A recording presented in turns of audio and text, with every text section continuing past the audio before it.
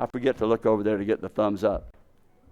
It is actually 9:01, so we will call the meeting to order and have the invocation today led by Reverend Bob Kemp Baird, the pastor of the Daytona Beach Drive-In Christian Church. Come on, we'll get them quiet in the back there.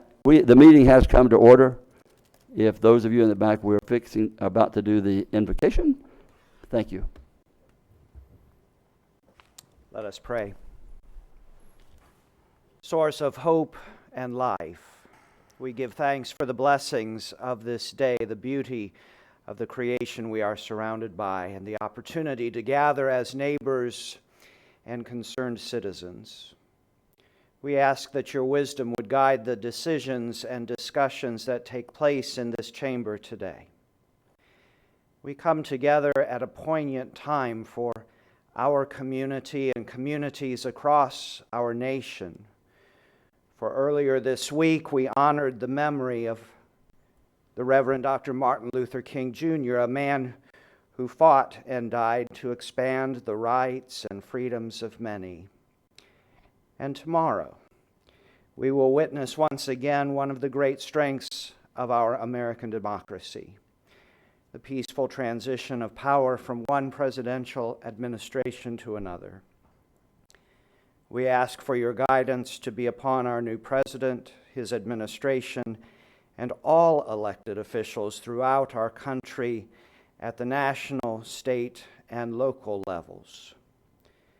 Bring your healing to our nation wherever it is needed, and encourage us all to be a people committed to our founder's principle that we are one nation, under God, indivisible, offering freedom and justice for all. And we ask this in your holy name. Amen. Amen. I pledge allegiance to the flag of the United States of America and to the republic for which it stands, one nation under God, indivisible, with liberty and justice for all. Pastor, thank you for the invocation, and if any of you or your members of your faith organization would like to offer the invocation, it's open to all. Please contact Mr. Deneen, and he will make sure it happens. Sorry. Thanks. I can agree with that. Can we have the roll call, please? Yes, sir. Ms. Denny's? Mr. Lowry? Here. Mr. Patterson? Here. Ms. Post? Here. Ms. Wheeler? Ms. Cusack? Mr. Kelly? Here. All present. Thank you. And at this time, I'm going to ask if anyone wants to pull any item on the consent. The manager has asked to pull item 24 and item 19. Are there any other items that you would like to pull for discussion? Do we have a motion to approve the consent agenda absent items 24 and 19? Move to approve, Mr. Chair. Second. You have that? I'm All in- sorry, the second by? The second was Ms. Post. Post. Thank you. All in favor, say aye. Aye. Aye. Those opposed, like sign. The motion carries unanimously. We will now move to a celebration, one of the fun parts of this, kind of fun. Good morning. Joanne Magley, Community Information Director, and we have one retirement this morning. Mark Edgell, Battalion Chief with Volusia County Fire Services. He retires January 20th after more than 30 years of dedicated service. So at this time, I'd like to ask Mark and his family to please stand up. And Public Protection Director Terry Sanders will start off the remarks. Thank you, Joanne. Terry. Council Manager, how are you? This morning we're retiring. I'll let Jeff Smith go forth. Okay, good morning. Jeff Smith, Fire Chief, Volusia County Fire. Mr. Chair, members of the council, Mr. Manager. Battalion Chief Mark Edgell has been a member of Volusia County Fire Rescue since its inception in 1986. Currently, he serves as Battalion 10 in the Quad 1, the Northeast region of the county. His attention to safety, his care of his charges, and the public he serves is always paramount. Mark has been actively involved in Volusia County Hazmat Team since it was formed, serving as a hazmat technician and currently as one of the 3 battalion officers. You probably have seen him on the scene of a motor vehicle crash or hazmat operation as you pass by I-95 or I-4. That's the area that he covers. He was also a charter member of the Volusia County Technical Rescue Team, serving as a technician with many of the core principles: rope rescue, confined space, vehicle machinery rescue, collapse rescue, swiftwater. Because of his ability and skills, he was deployed to the Florida Panhandle after Hurricane Katrina when we sent a team up there. He is no stranger to wildfire operations, as he operated faithfully on a single responder assigned engine during the '98 outbreak. Mark has served as a member of the Critical Incident Stress Management Team, helping to prevent our responders from becoming overcome with grief due to the incidents and the stress that so many of our calls involve, and that transcends all agencies in the county. As I was preparing today, I found his first employee evaluation from 1987. The comments from his supervisor and his chief, Leroy Smith. This man will be a credit to the county as the years go by, for each year he will improve with each experience or call he goes on. Edgell is a very fine young firefighter, but I feel he will adapt well. Battalion Chief Mark Edgell has certainly served the county well, and he adapted well and served us all. So I'd like to thank him. Mark? Good morning, Mr. McDean and members of the distinguished council. Just to like to take this opportunity to thank Volusia County Fire Rescue as well as the citizens of Volusia County for letting me serve them for the past 30 years. I'd like to also take this time to thank the men and women of Volusia County Fire Rescue, the members we have behind me, as well as the members on duty today, for their dedicated service and letting me be part of their family for the past 30 years.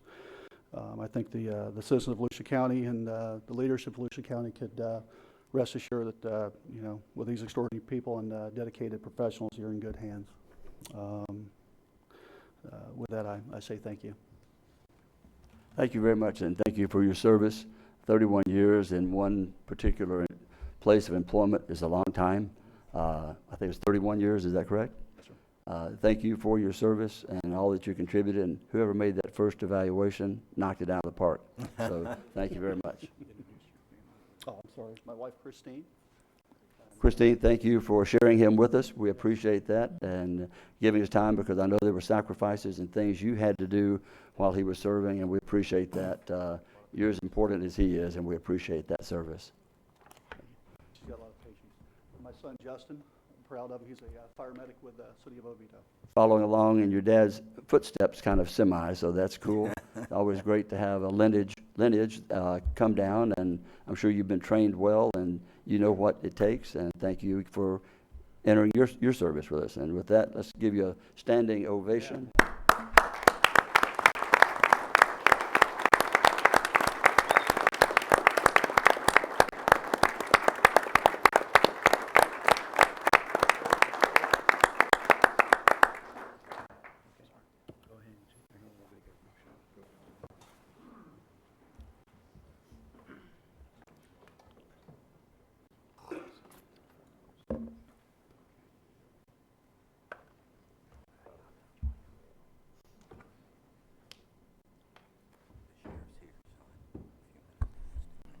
Okay.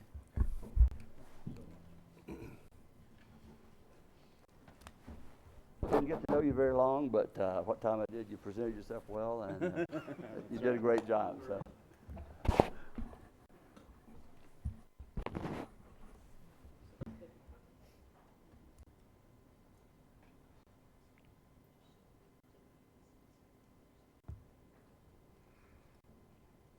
Let's take all the time you want doing this, because it only happens once in your life.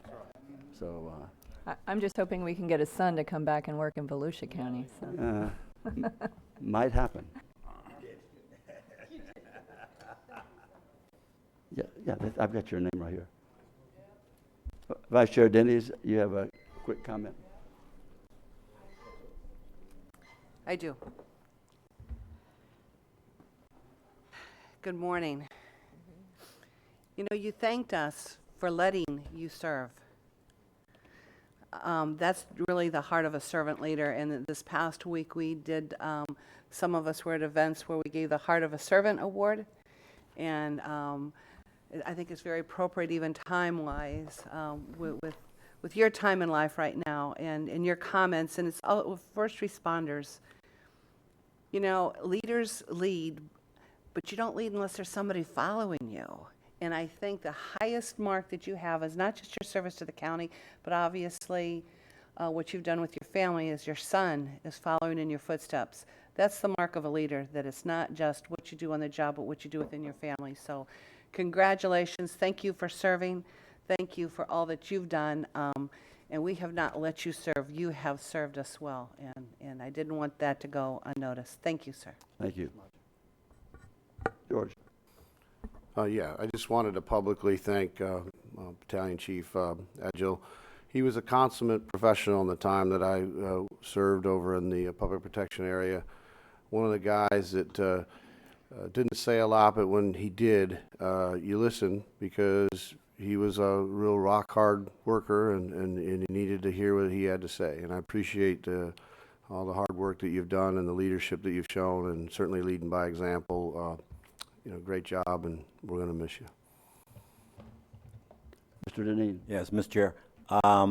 As I was saying as he walked by, you know, I'm used to people saying congratulations to people and how happy they are for you. But the real mark of people is when more of the talk is about how unhappy we are, how sad we are for us. As I've heard is what a big hole this is going to leave, and it's going to be tough to fill. So when you leave people with where you have made such an impact that they don't think you can be replaced, that's a heck of a job. Thank you. Thank you. Thank you. Thank you very much. At this time, you doing more pictures? Group shot with the council. You want us to come down there, or you want us to stay up here? there. All right.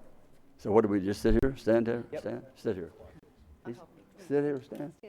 Stand. All right.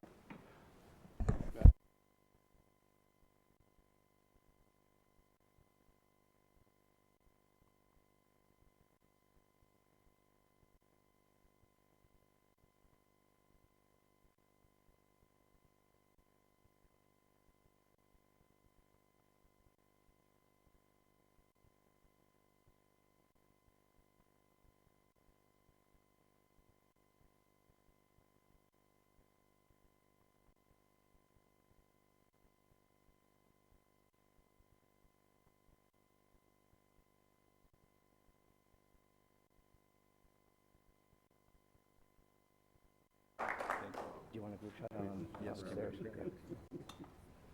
We're going to do a group shot with everybody on the stairs.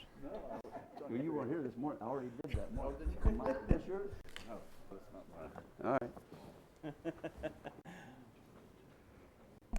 You still want to move to item 19? I would like to do that. The Okay. sheriff's here, and I'd like to not hold up him. Here we go. We're moving to item 19. Mr. Deneen, it's yours. Thank you, Mr. Chair. As you saw on item 19, that we're paying out a settlement for false arrest. While this didn't happen under Sheriff Chitwood's time here and under his watch, he did talk to me about the fact that he'd like to make a couple of comments about where do we go from here, and I think it's probably quite appropriate. Good morning, everyone. I've read the report. Well, hold on. Sure. We need him to. Guys. Hey. Okay. Sorry, Thank Sheriff. you. Good morning, everyone. I have read the report. I have spoken with the deputies who were involved in this matter, and quite frankly, we were wrong as two left shoes in this incident. So what I'm proposing to do is I've contacted Dr. Randy Nelson from Bethune-Cookman University, who we have worked with closely in Daytona Beach. We are going to do a race and policing and ethical decision-making class for the entire organization. It's going to be more of a symposium. We're also going to team with the county manager and with HR director, Mr. Moats, and I think that's something I don't want to say, but I think we're going to roll out countywide to all county employees about how to treat people level and kind of step back and look at the facts before we let our emotions get involved when we make an arrest. So that's what I wanted to share with you. We have a plan in place. I anticipate meeting with Dr. Nelson on January 30th to begin the process to get that training in place, and hopefully we'll have it up and running here in February. I'd also like Mr. Moats and Molly to make a comment.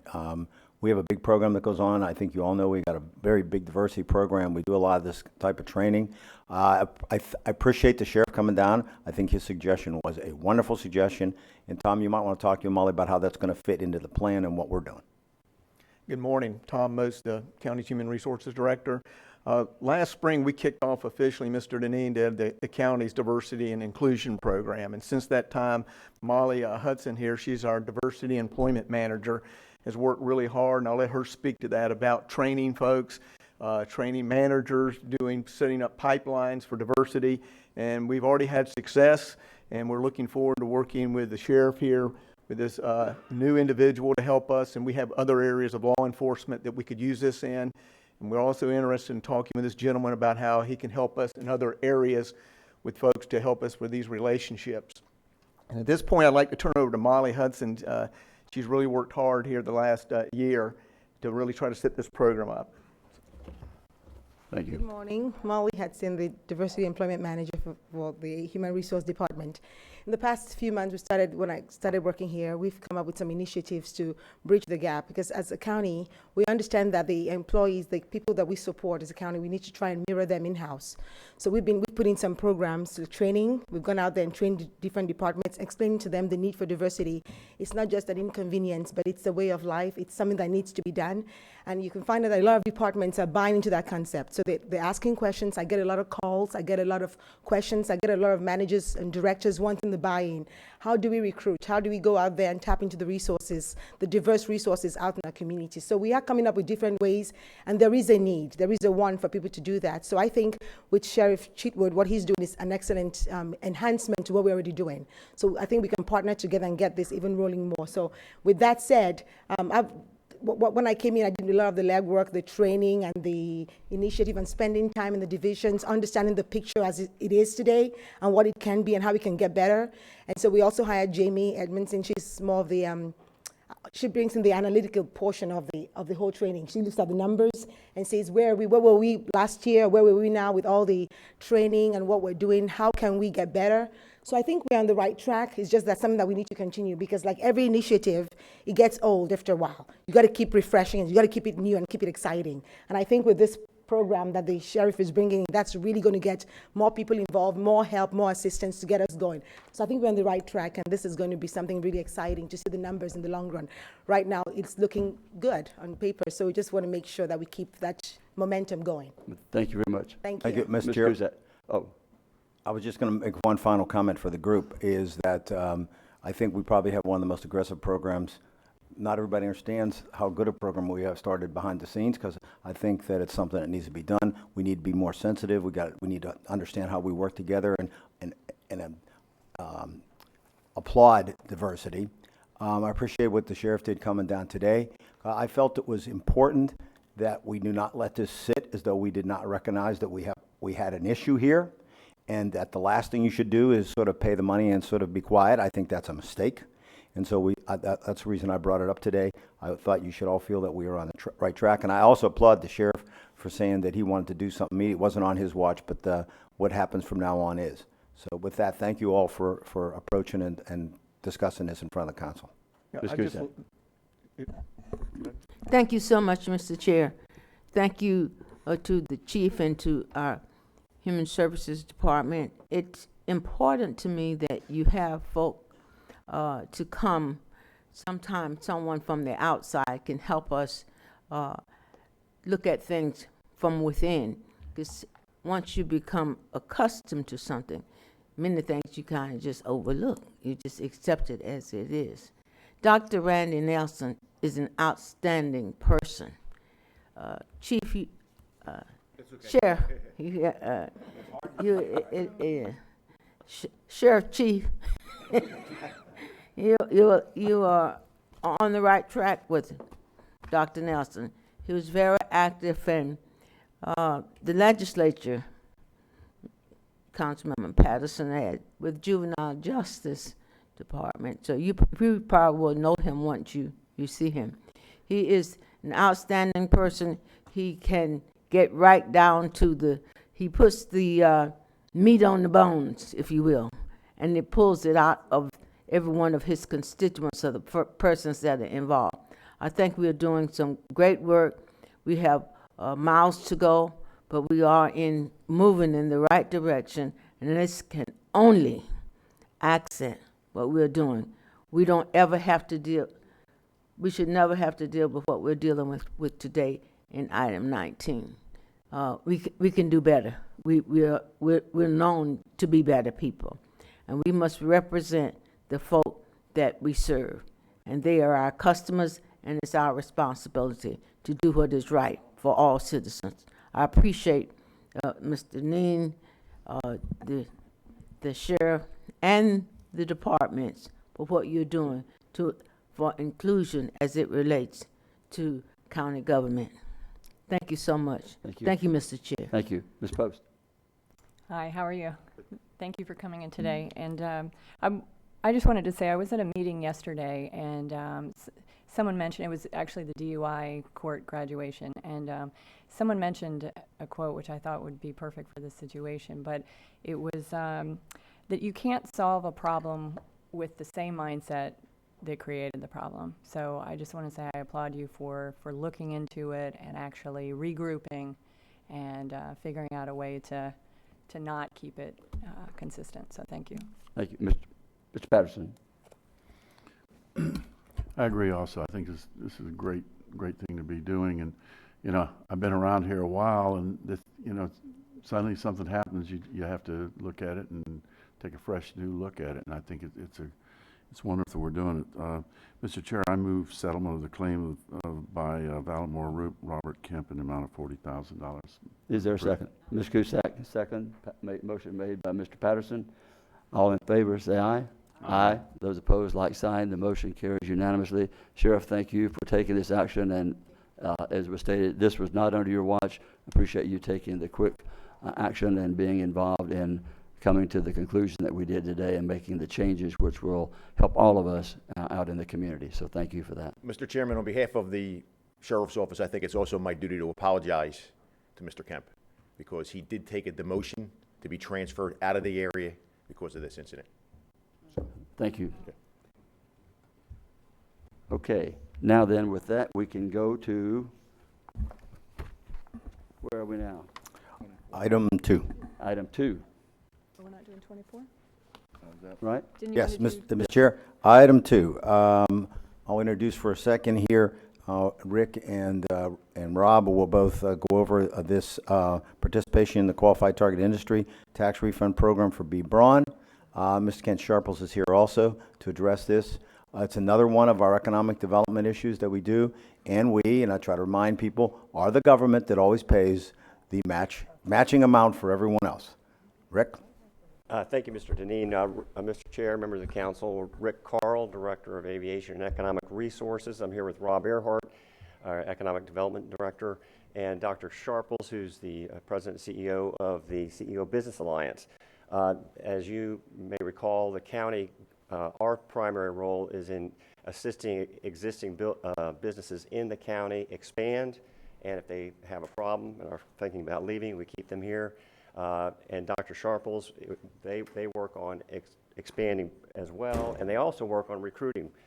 This is more of a retention project that we're involved with, and Rob will explain the details. Then we have the Team Volusia, which mostly does the exterior work, trying to bring in business. But this is a great project, and it shows what we can do as a team. So I'd like to introduce Rob Earhart this time to explain the details. Morning, Mr. Chair, members of the council. Rob Earhart, Economic Development Director.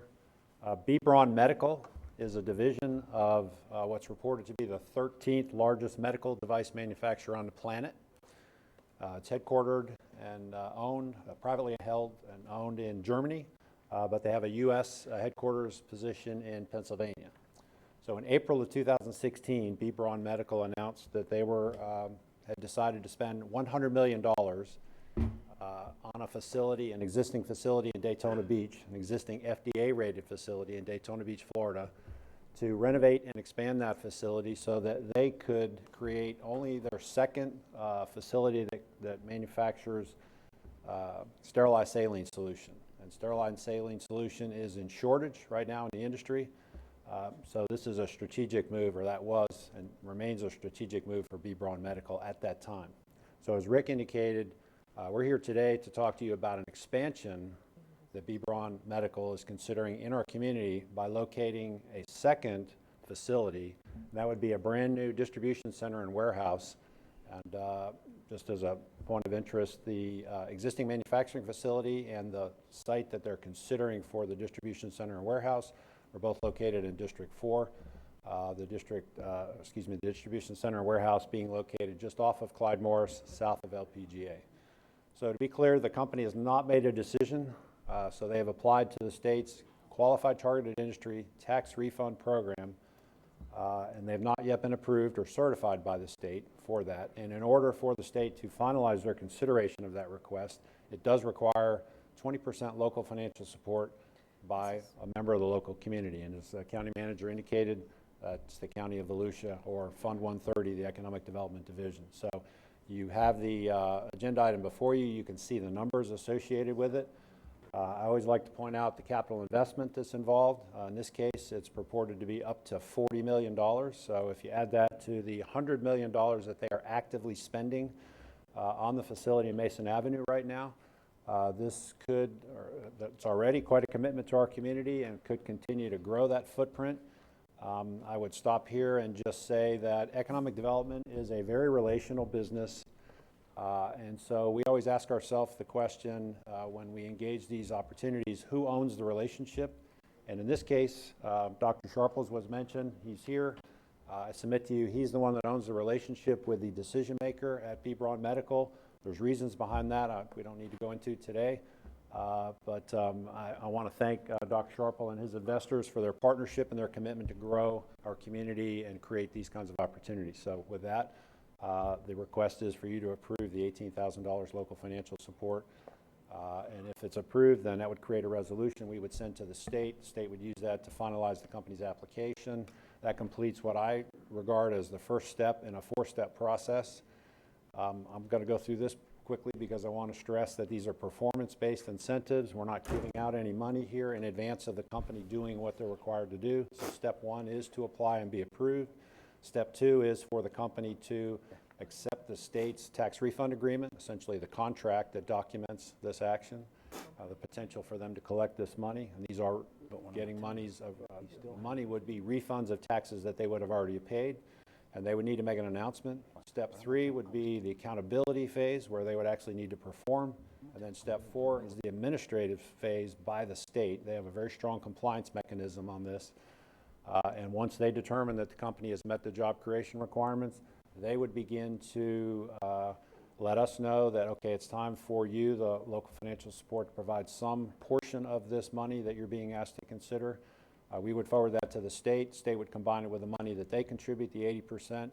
Checks would begin to flow to the company. The payout to the company would be over a 6-year period of time, assuming that they meet their performance requirements. Thank you. Is there a motion to the effect of the $18,000 payout to B. Braun? Motion made by Ms. Wheeler, seconded by me. I'm gonna make you suffer. I know you're. I did, Fred Lowry. I know, Fred. With Councilmember Lowry, I did this with Rick Bohm for 5.5 years, sitting right next to me. I went brain dead. But we have a motion and a second. Is there any further discussion? All in favor, say aye. Aye. Those opposed, like sign. And just one quick comment. As you can have so rightly pointed out, this is just not some willy-nilly giving of money to someone without making a commitment and also making the steps that they have to go through to make sure that they're in compliance. So I appreciate that and appreciate you laying that out for, we understand it, but also the public now can see that this is a great effort. Dr. Sharples, thank you for you and the CEO Alliance for all that you do, making a difference in job creation in Volusia County. So with that, thank you. Thank you, Motion's Mr. Chair. passed. We will now move to item number 3. And this, Mr. Chair, as Clay comes up to the microphone, this starts this new process. We'll see how it works, where Good. we've put these zoning matters on Tuesday mornings. We'll try and see, as I told you before, we'll see how it works if they're more contentious. This time, they're not as contentious. Oh, I meant the second meeting of the month. That's what I meant. Good morning, Clay Irvin, Growth and Resource Management Director. This is an application by Michael Woods of Cobb Coal representing the Land Industrial Center. This is a request to amend our future land use map to change a parcel that's a little bit over 1 acre from urban low intensity to commercial. The property is located east of Kepler Road on the south side of US 92. It's just outside of the land. The property is vacant. It is part of an older subdivision in this area, Daytona Park Estates. The item was presented in front of the PLDRC at their December meeting. There was no public comment, and there was a unanimous approval of recommendation for approval of the proposed amendment. Staff has reviewed it. We find it consistent with our comprehensive plan and recommend approval. If there's any questions? Is there a motion? Oh, sorry, I didn't see you. Sorry, Ms. Denny. I would like to make a motion for approval. Sorry? We need your microphone, please. It's on. Thank you. No, it's the other green light. I've got 2 green lights. That's okay. I'd like to make a motion to approve ordinance 2017-01 and transmit this ordinance to the VGMC upon staff recommendation. Seconded by Mr. Lowry, or Mr. Patterson, sorry. Trying to get you back again. Motion's been made and seconded. Is there any further discussion? Hearing none. All in favor say aye. Aye. Those opposed, like sign. The motion carries. We will now move to item number 4. Thank you, Clay Irvin, Growth and Resource Management Director. This is a companion rezoning. In other words, once we change our comprehensive plan, future land use map, we have to also change our zoning map. This would change the zoning from R4 to B4 to be consistent with the small scale amendment you just approved. If there's any questions, I'll be glad to answer them. That's what I was thinking. You've heard this. Is there a motion to approve? Sorry? Ms. Dennis again. Sorry. Thank you, Mr. Chair. Mr. Patterson. Move approval for this, how is this stated? It just says approval of resolution 2017. And how do you want this exactly stated, Mr. Irvin? Approval of the rezoning of the property. Rezoning of the of 1.03 acres from R4C to B4C, located at 2508 and 2512 East International Speedway. There's a second by Mr. Patterson. Any discussion? I guess he's pulled his, somebody knocked that one off. So any further discussion? All in favor say aye. Aye. Those opposed, like sign. The motion carries unanimously. We will now move to, maybe we will, maybe we won't. Sorry about that. Mr. Do Chair? something else. Mr. Chair, we could do item 24 that I pulled. We'll do item 24, which is, yes. And that would be, Terry, are you here? I'll start the Okay. discussion. Terry, and you want to bring Mark, want to come down? The reason I asked to pull this has less to do with the item than it does to do with an implication in the item. As you notice, this is replacement. This is pretty standard stuff. Replacement of anti-suicide garments and bedding. I felt that it was important for the council to understand that we constantly are on the watch for suicide in the jail. Now, I'll say this with all due respect. I think almost all of us are old enough to have watched what happened in this country when the state went away from the way they used to handle the mentally ill in this country and decided, they called it mainstreaming. What it was a way to shove them to the jails. So what's happened here is that the jail population has a disproportionate number of people that have mental illness. And that relates a lot to these suicide, together with people that self-medicate with illegal and legal drugs. It's a very difficult thing for corrections officers to do. Mark knows how I feel about the corrections officers. I think this is the greatest unsung group of people in public safety. Without them, your whole system would collapse because you have to have somebody that manages these populations. But it's a very difficult situation. Remember that in the jail, most of the people there are not convicted of anything. We have to remember that. So they're not necessarily criminals, but they're held because they've been waiting for court.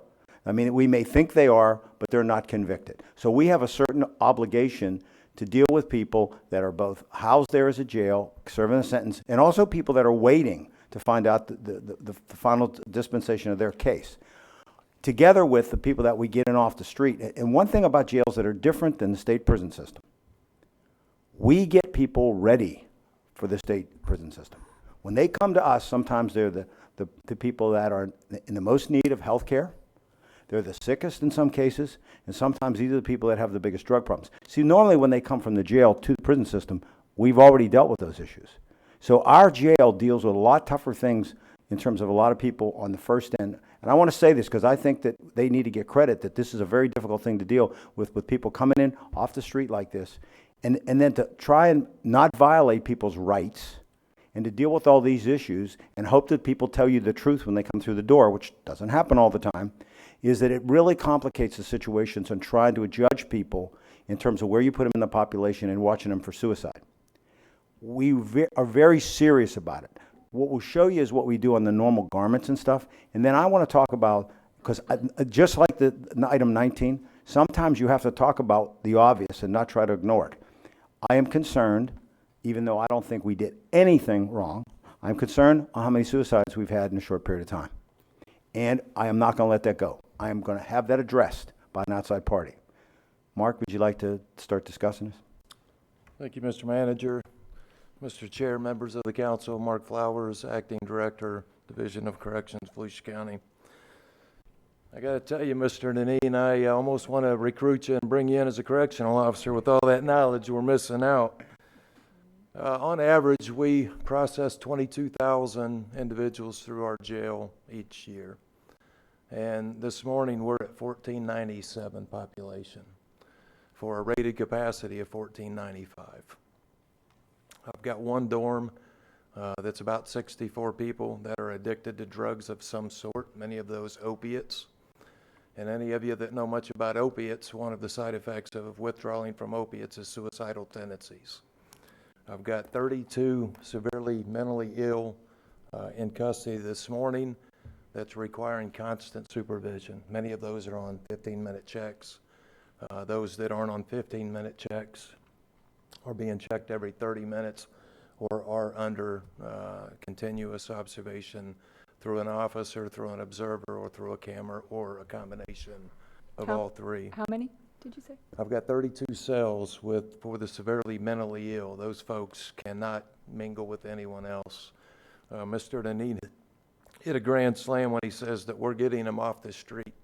Many of them have not seen any medical attention. Many of them are homeless.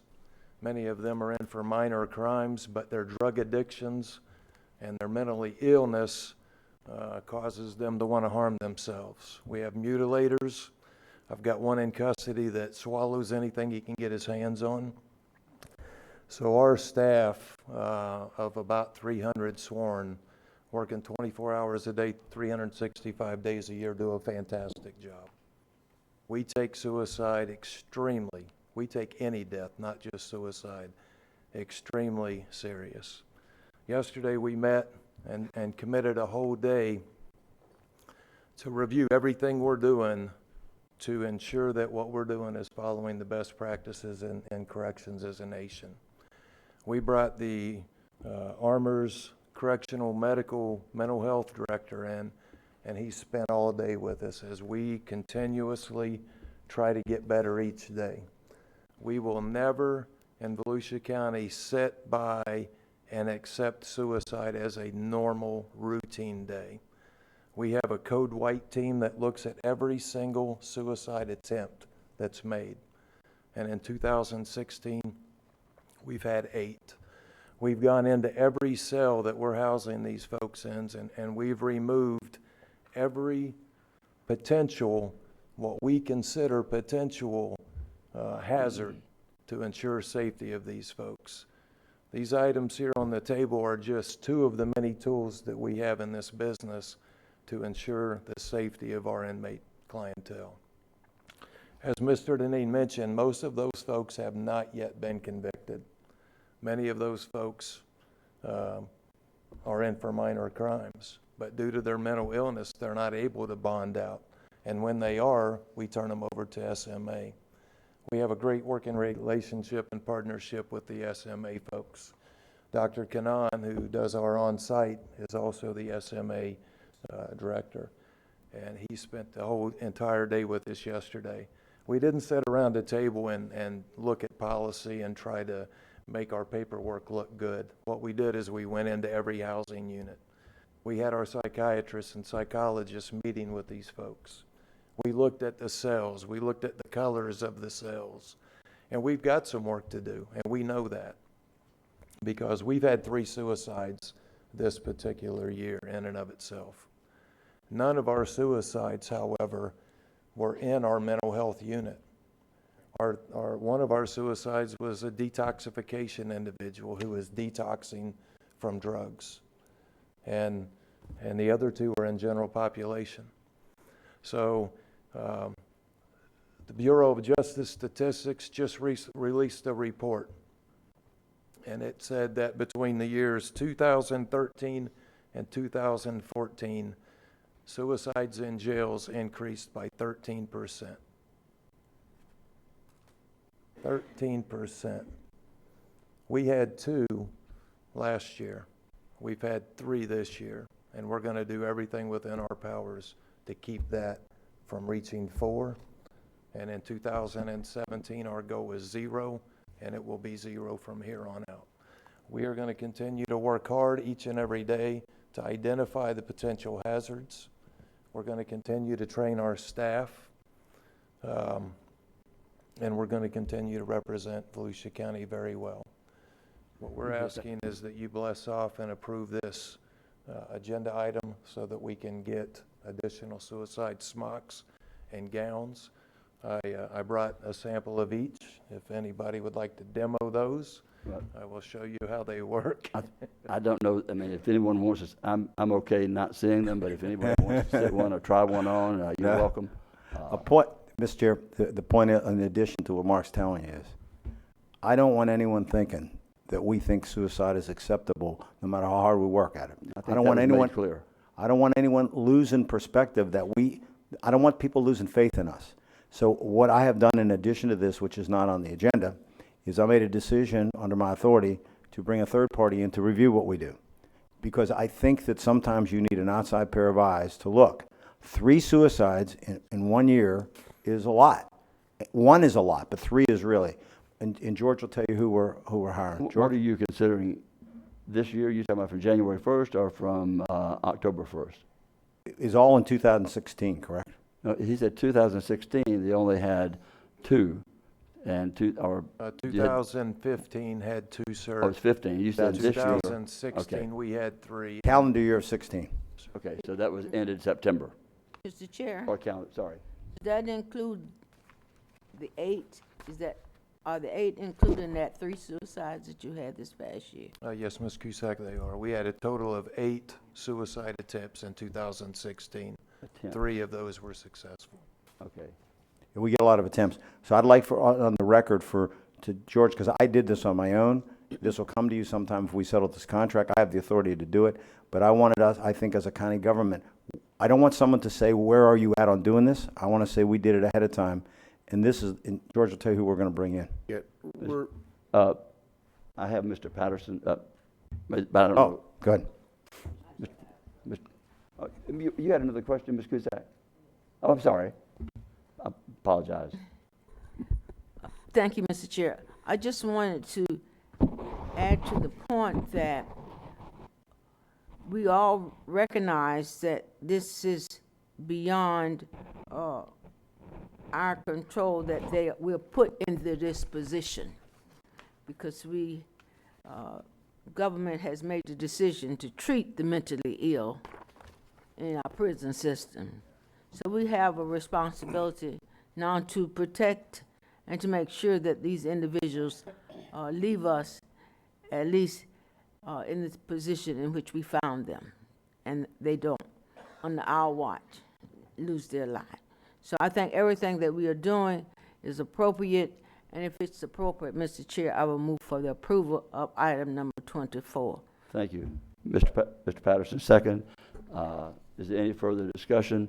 If someone wants to slip one of those on and walk around, we'll certainly. But I mean, taking the effort that you're doing to do everything that you can, and anytime you see something, makes a huge difference. And that's what you're doing, and that's what we're approving here today, is another tool in the toolbox to help prevent any further, to do what you can.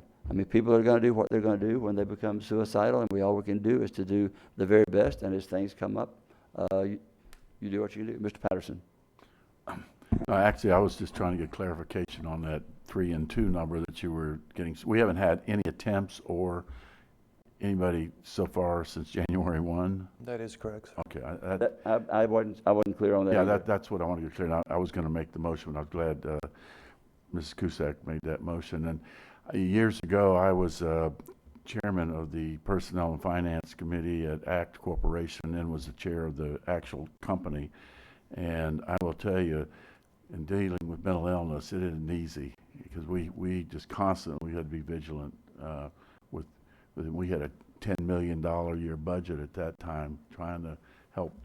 And the duly diagnosed are a real problem for you, I know, when you have those. So I think you're doing a great job. Thank you. George? Yeah, and just to add, similar to what the sheriff was proposing in his situation, the manager had already started the process, and we have a proposal that we're negotiating with Mr. Lindsay Hayes, who is a nationally renowned person with jail suicides. He's had over 70 publications in the area of prevention of suicide in jail and prisons. He has his own, he's done a lot of training throughout the country. He's reviewed and examined over 3,500 cases of suicides in jails. He's going to come in and just take a look. We do our own self-analysis, and then on top of that, he's going to come in and give us a rundown of our procedures. He'll write a report about that, which we'll use as a building block for further training and changes that we may need to make. Just remind everyone, and Mr.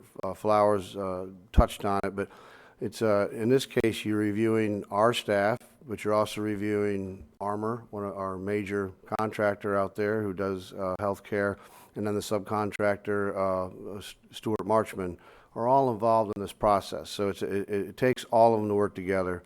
I think the team out there is doing a fantastic job. And then this is another tool that we're adding, some outside eyes to take a look too, because as good as we are, we want to make sure we get the experience of someone who's looked all across the nation. So, Ms. Weaver. Thank you, Mr. Chair.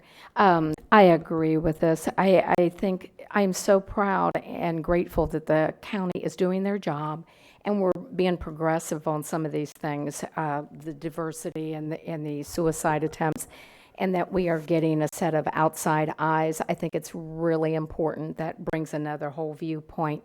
What we've always done may not be working today. As we know, the drug problems shift as to what types of drugs, and you're going to have different behaviors with them.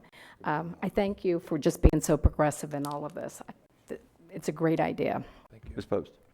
I just wanted to clarify, Mr. Flowers, the line item actually says for replacement of anti-suicide garments and bedding, so this is just replacing the items that have been used, and not necessarily new equipment that we're instilling into the jail, correct? Yes, ma'am. Their warranty and wear out is a 5-year plan. So what we're proposing here is an initial 3-year plan that we can, buy as we need. And what our plan is at this point is to replace those that are coming up on that 5-year, but add to our needs as well. Okay. I just wanted to clarify that you have been using this equipment. Oh, yes, we have. Okay. Good point. Any other comments? All in favor say aye.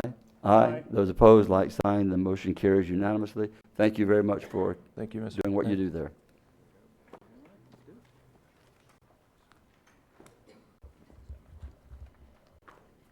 Now we will move to item 5. Mr. Deneen. Thank you, Mr. Chair.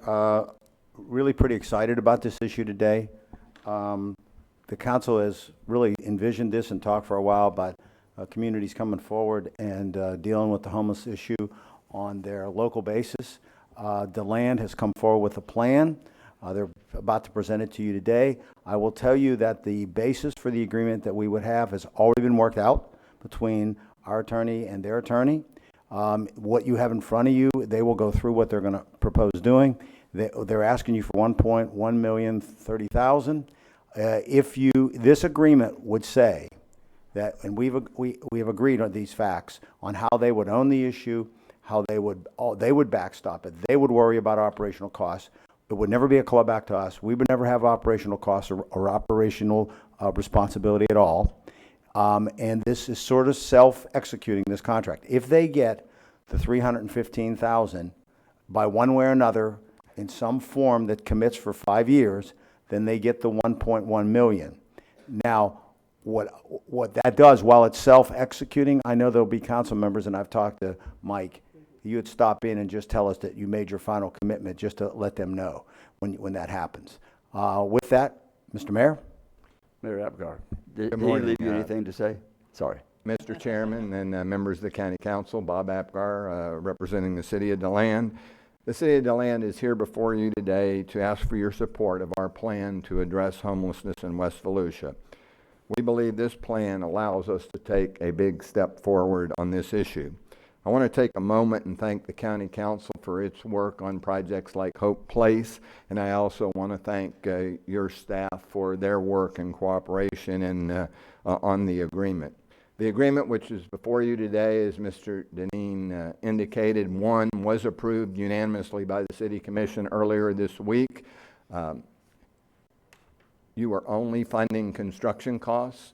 You do not, I'll say again, do not have any obligation to fund operating expenses, which is consistent with the policy that this council has previously adopted.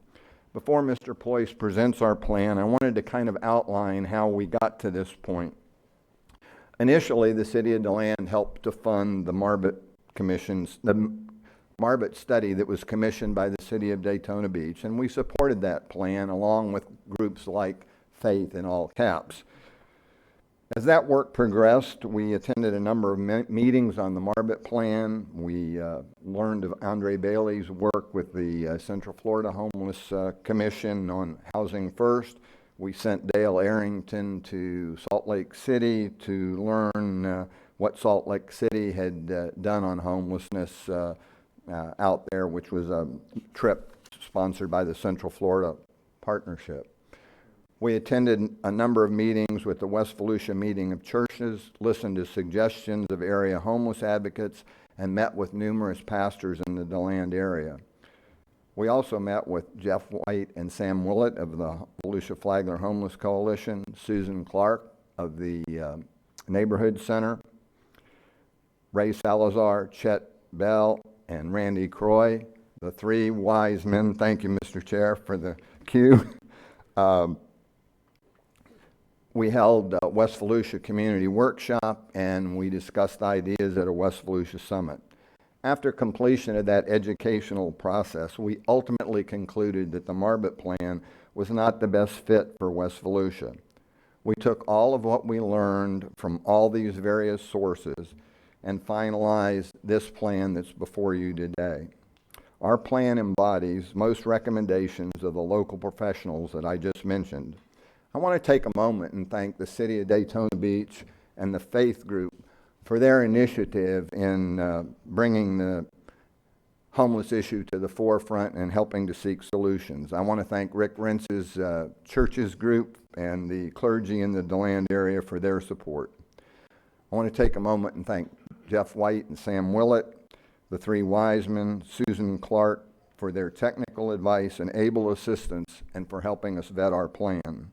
Last, I'd like to thank Dale Arrington for her efforts and Mr. Ployce for his hard work in shepherding the plan to today. He's really gone above and beyond in this. The DeLand City Commission enthusiastically supports this plan, It has the support of our business community, our faith-based community, and from sister cities in West Volusia. This plan will work because it is just that, a community-wide plan and partnership to address this issue. It will contribute, to a comprehensive countywide effort to combat homelessness and to help our fellow man. We seek your approval today. After Mr. Ployce completes his presentation, we'll be happy to answer any questions that any of you may have, and that would include any of our experts and partners that helped us get to this point. Thank you very much, Mr. Chairman. Thank you, Mayor. Michael. All right. We ready to go, Sid? Say again? Oh, my name is Michael Ployce. I'm the city manager for the city of DeLand. And I want to thank the county council members for allowing us to be here today and for giving us the opportunity to share with you a proposal that we believe will go a long way towards helping those experiencing poverty and homelessness in our community. So why don't we just start by digging into the current situation? Homelessness is something we're all struggling with, right? We want to make a difference, but we're not quite sure what solutions are the best. Well, the first thing I think we realized in formulating our proposal is that there's no one-size-fits-all solution. However, whatever we do should tie into a countywide framework that is complementary, collaborative, and maximizes the efficiency of available resources. As the mayor had indicated in his comments, we developed this solution in consultation with a lot of people, to include your county staff. It was through that effort that we realized that with the county's help, we may have a viable solution and that would be affordable and could actually work. So today I'd like to walk you through the solution we are proposing as a West Volusia partnership. Yeah, it worked. When you look at the last year's point-in-time count numbers, you realize we still have a large number of unsheltered in East and West Volusia. So what can we do? We propose simply that in collaboration with Volusia County, the Volusia Flagler Commission on Homeless, the Coalition for Homeless, the Neighborhood Center, churches, and other stakeholders to provide a viable solution to systematically address homelessness in West Volusia, utilizing the concepts of coordinated entry, housing first, and the collaboration and integration of available resources. Today I'll give you an overview of the factors that led to this idea, specifically the work being done by the Neighborhood Center, the concepts of coordinated entry and housing first, the homeless survey conducted by the Commission, and the recommendations of the 3 wise men. So let's start by letting you get reacquainted with the Neighborhood Center of West Volusia. The Neighborhood Center offers a variety of programs helping those experiencing poverty, to include those who are actually homeless. In 2015, they served over 12,000 families and individuals with homeless prevention, housing, and shelter services. Their prevention services include food assistance, case management, job counseling, utility assistance, a food pantry, and all in a supportive and drug and alcohol-free environment. Currently, the Neighborhood Center has 10 crisis shelter beds. They have transitional housing for 60 for up to 1 year. They have permanent supportive housing for 70 for up to 1 year.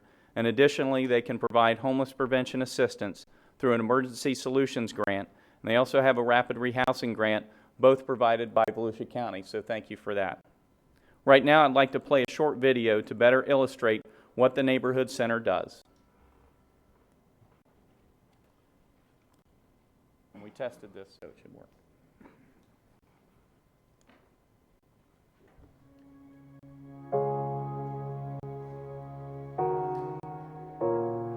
No one chooses to be homeless, hungry, or helpless.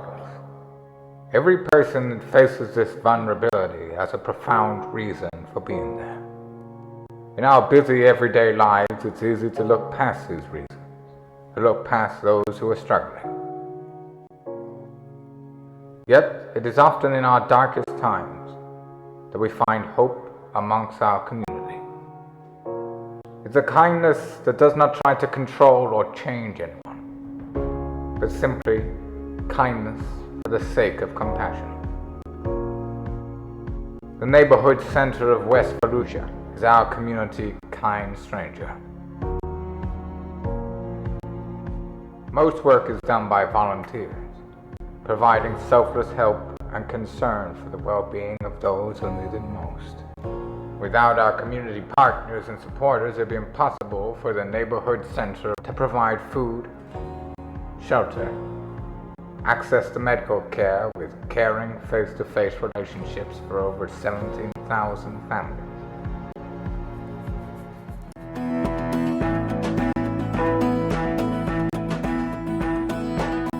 Everything changed.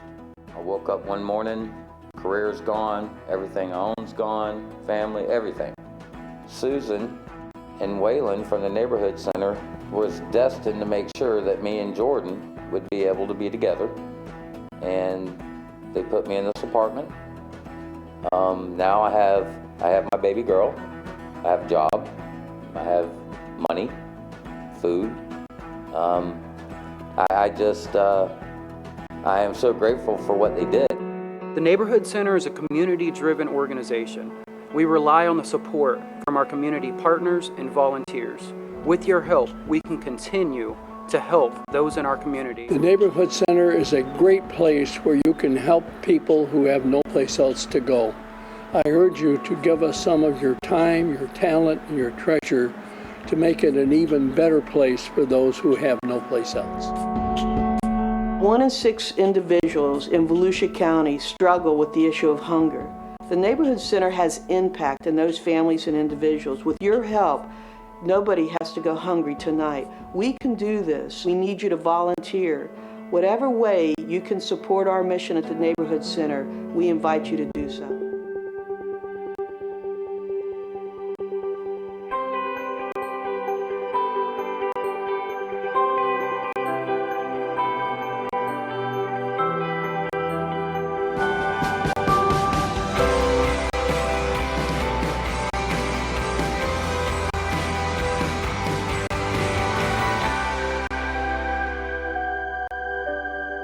Hunger and homelessness is a local issue. So is the solution.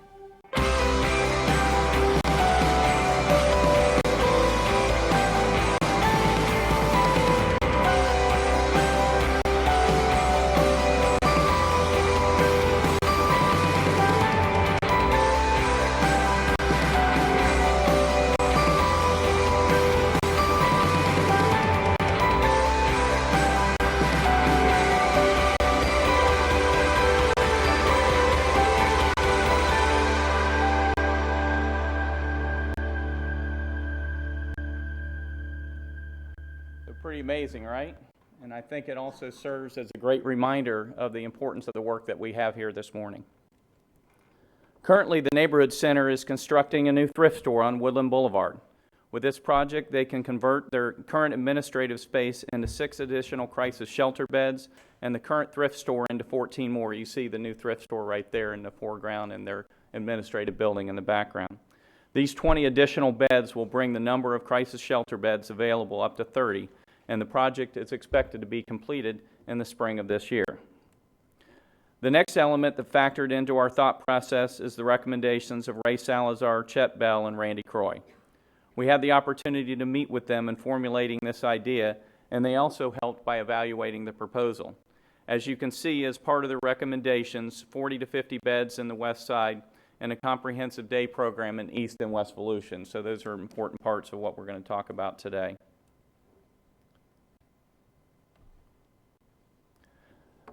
Next, I want to give you an overview of 2 concepts that factored into our recommended proposal, starting first with coordinated entry.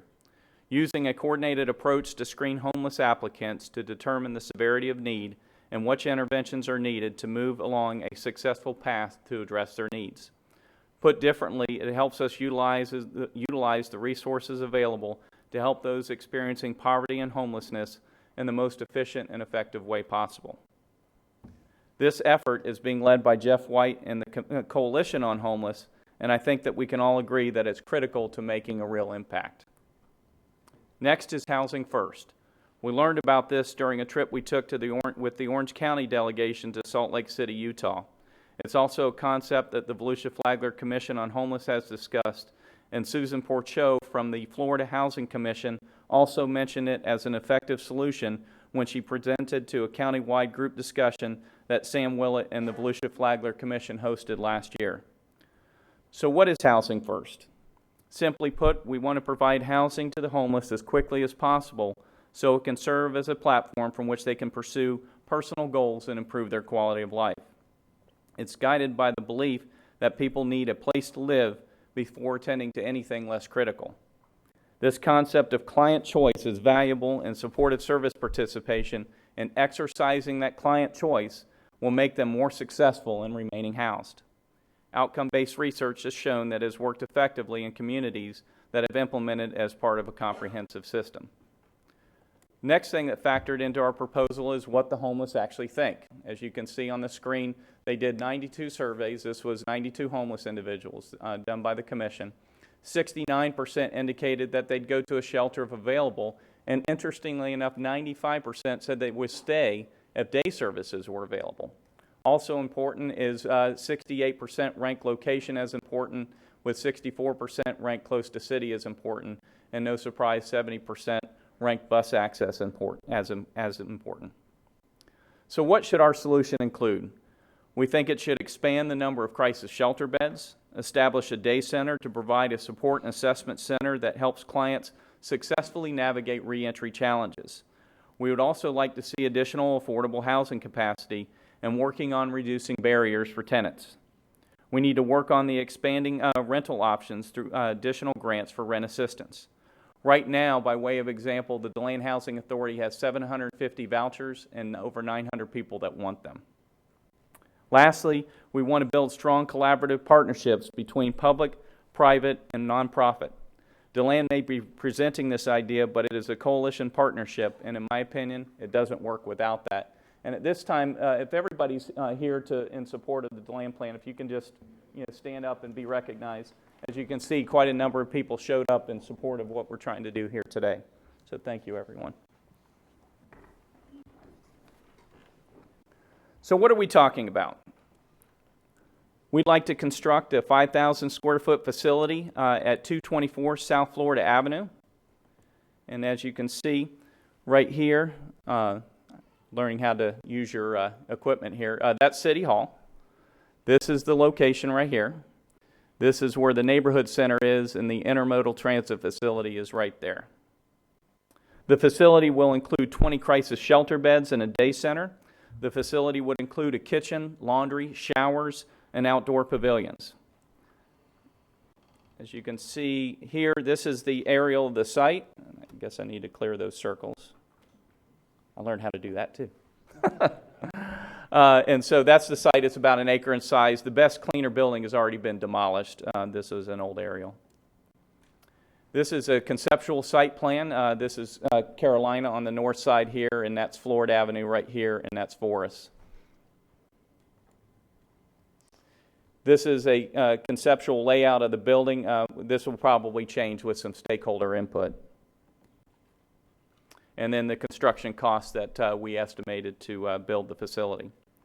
To operate the facility, the city would contract with the neighborhood center. The facility would operate 24 hours a day, with day center hours roughly from 9 to 4, but depending on what we're working with, we'll take a look at that. Shelterees should be there by 4 p.m. for check-in. All those seeking help, whether it be shelter, feeding, or other services, will be required to check in, register, and undergo a VI SPDAT. Additionally, the day center can serve as a cold weather shelter. The center would include coordinated entry, case management, job counseling, breakfast, lunch, and dinner, mental health counseling and/or referral, medical referrals, haircuts, showers, laundry, but the goal is housing within 30 to 90 days.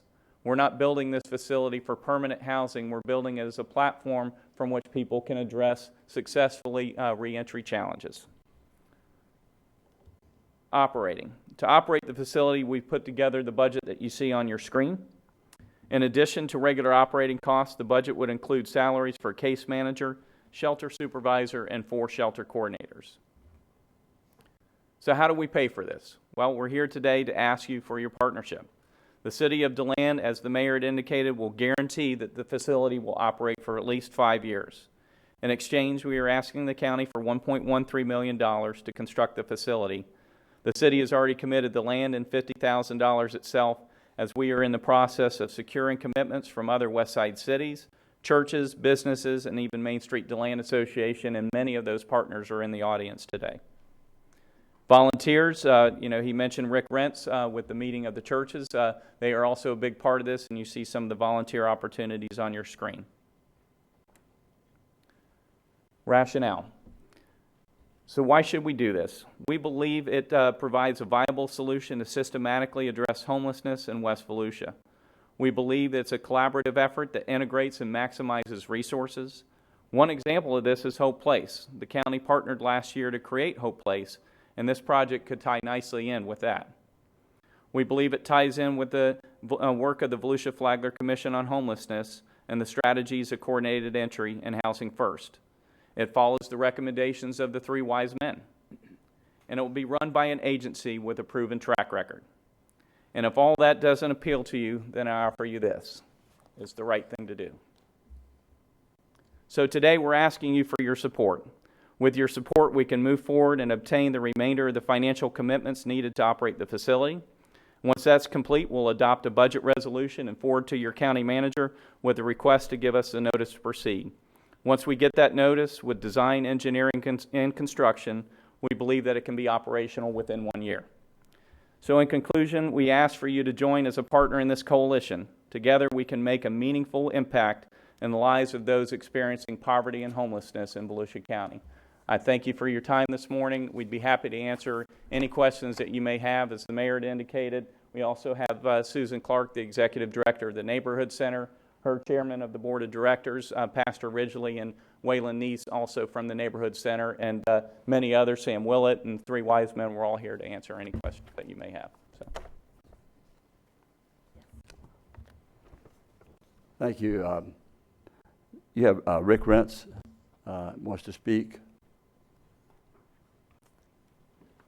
Just state your name and address for the record. Appreciate it. You'll have 3 minutes to. Thank you. Mr. Chairman, Councilman, I'm Rick Rentz, and I'm a lifelong resident of DeLand. I live at 39 Lion Drive, right off of Kepler Road. And I guess got to tell you, this has been a grassroots movement. DeLand is a wonderful town. My wife and I had our children up in Gainesville, and I worked up there, and we decided where we want to raise our kids, we want to raise them in DeLand. This is one of the examples of what we have. In May of 2015, our church, the First Methodist Church on Howery Avenue that provides for the feeding, we call it Interfaith Kitchen. We provide feeding for anybody who needs a meal. We also have what we call Mercy Hour, where I got involved on Tuesday afternoons. We open up the church and we open up showers. Anybody that needs to come in, get a shower, have a little camaraderie, a little bit of Bible study, talk to somebody, get a little moral support. It's open. We don't close the doors to anybody. We, in May, decide, well, we know what we're doing, but what are the other communities doing? What are the Baptists doing? What are the other Methodist Church? What are the Presbyterians doing? So we had a little meeting, and we found out that we're a lot of us doing the same thing. But a lot of us, there's some voids. So we decided we're going to meet periodically. So about every 2 months, we called a meeting of the churches. Well, the second meeting, we said, well, let's get the city involved. So called Bob, and he sent Dale down, and we had the Neighborhood Center involved. And we started to open our eyes up to the bigger community. What is going on in DeLand? Learned about what Neighborhood Center's doing. Learned about Sam Willits and what they're doing with the coalition. Pulled in Jeff White. Well, just fast forward. Michael got involved when Dale went down to Orange City. We lost a good one, but we got a good one as well. And that's when this plan started coming together. We started looking at our particular community, what our needs were. We had support from the local churches. And as a result, Mike and Susan came up with the plan that you're seeing. We are totally involved with it. We have met a number of times talking about the concepts. What can the church community do there? One of our big concerns was, can the church community go there and can we still do our Bible study? Can we still comfort people? Can we still give them moral support? And this city has said we can, as long as it's not a requirement for people to come there. They can participate on a voluntary basis. So we're still going to be involved. We feel that God requires us to love our neighbor before ourselves and to take care of those that are less fortunate. And we as a community are going to work together to help these folks who need help. They can't do it on their own, to recognize the fulfillment of their God-given gifts. And I support this and ask for your support as well. Thank you. Thank you very much. Ms. Dennis. Thank you, Mr. Chair. And thank you for this presentation. I have to tell you that when I was looking at our agenda item last night, I went to the video. I watched it 3 times. I posted it on social media. It tells the story, Mr. Manager. I always say we do a lot of good things, but one thing we don't do well sometimes as governments and bureaucracies is tell our story well. Sometimes it just looks like we do the day-to-day business, but I think you have captured the heart of the issue in that video, so I'm sharing that with you. But now on to the business part of it. First of all, I want to thank you, Mayor Apgar and Manager Place. I said this to you when I was very appreciative that you requested a meeting and came to my office to speak to me about your plan. I did not read about it in the newspaper. There was no demagoguing. I think there's one floating out there. I'll just say this because I can. There's one out there in the communities. I've yet to see it other than getting a link through Channel 9 and a couple other media stations. So with that being said, when you look for collaboration and partnership, especially millions of dollars, this is how you do it. So with that, please know from this council member in representing the county and all the constituents in Volusia County, I appreciate the way you've handled it. It's been professional. It's just been very professional. I thank you for that. The operating costs, and I looked at the contract here, and on page 054 with disbursements of funds, and Mr. Manager, you alluded that maybe we could get an update. I'm not going to ask for maybe. I'm going to ask for a specific. Every time that that they hit their landmark, and I believe that they will, I would like to have an update to the council. Doesn't necessarily need to be a presentation, but an official notification that this is where we are contractually and that there's a disbursement made. We can do that. If you notice that the payments here, which is really important the council note this, is these are individual block payments. They're not connected to invoices. They know that they will get $1,130,000, but we did it in increments so that you can see progress. We can do that. Mike and I can work that out. There's no problem.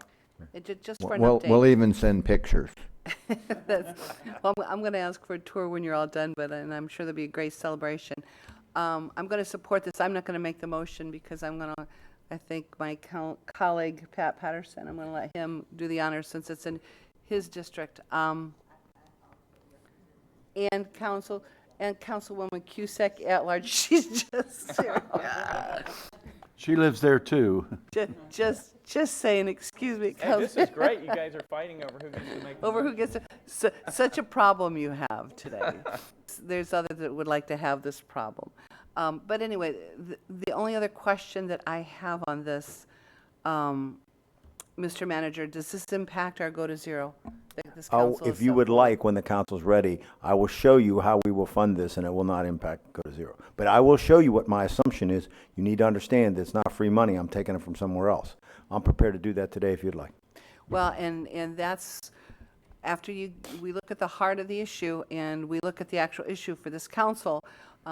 There's not an infinite pot of money around, and there's not a debit card called homeless, and we're just going to cha-ching every time something or a proposal comes forward. There seems to be a mindset out there that there is, and there is not. So between what we have committed for Hope Place is what, about $3.5 million at this You're stage? $3.5 million for Hope Place, and this would be $1,130,000. If you'd like, I can put the number up and show you where we'd get it from if the council would like that. I definitely. Because I we're think- usually pretty transparent where I get money from. Exactly, and I think that's important that we need to go on the record with where the funding comes from and how we go forward and what there's budget implications for us to this too. So while we support you, I support you. At the same time, that we have to look as a council at the impact of the budget. So, Mr. Manager, would you I'll let explain Donna that? start, and then I have a comment on the money. Donna? Hang on. She moved it and, hang on.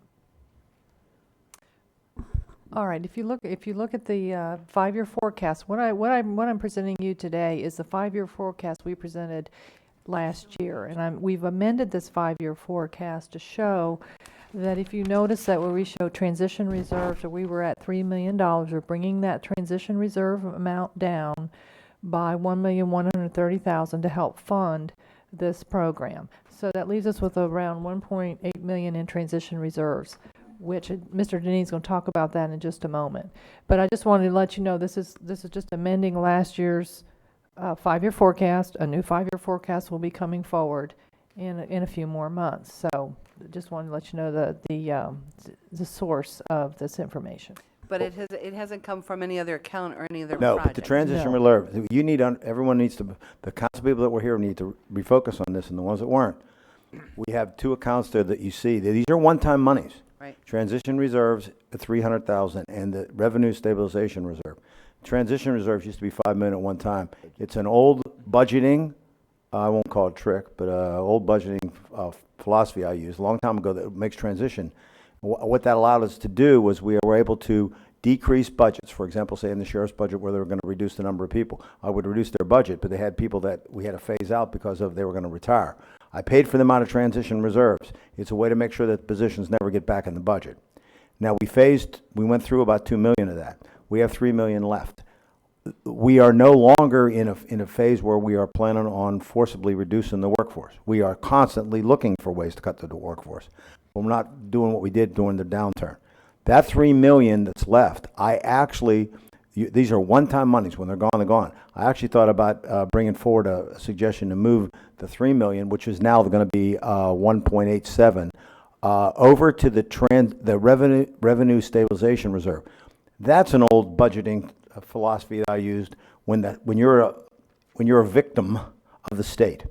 The state government, as all people that are watching, I know Mr. Lauer's probably been watching this real close because he always deals with these things with me financially.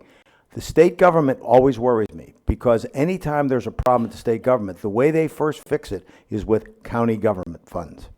And right now, if you saw, they are in real trouble. They're now telling you they owe $75 million to Medicaid, and every time we turn around, there's a reason why they're either going to cut funding to us or whatever. You have no way of balancing that quickly because you're focused on taxes that you are collecting over a period of time. We use the revenue stabilization reserve, and we use it a lot during the downturn to try and balance off so you did not have a knee-jerk reaction of running out of money and have to raise taxes or go into other reserves, emergency reserves. That's still one-time money. So what I was going to do was take the $3 million, suggest moving it to there because I'm more worried about the state than I am about our own transition. What this will do is it'll mean that my recommendation will only be for $1,870,000 instead of $3 million. That'll still leave us money in the Revenue Stabilization Fund, which we could still use for something else. But it's one-time money, and what's gone is gone. But that's where I would propose we get it. This has no effect on the go to zero. And thank you, and I think that's really important to clarify here in some of these conversations going forward that I'm hearing out in the community. So we just have to be clear of where the funding source is. So that congratulations, very genuine. I've said in at least one of your meetings over in DeLand for this. This is the way to do it, and it's a good blueprint. I think it fits hand in glove with Hope Place and what the council has said. That we will not engage in operating costs, but looking for partnership and collaboration within the cities. And I think you've hit the high water mark in your project. And I look forward to your success and seeing it when it's completed. Thank you. Thank you. Mr. Patterson. This is one of the reasons why I love living in DeLand so much is because of the people that live here.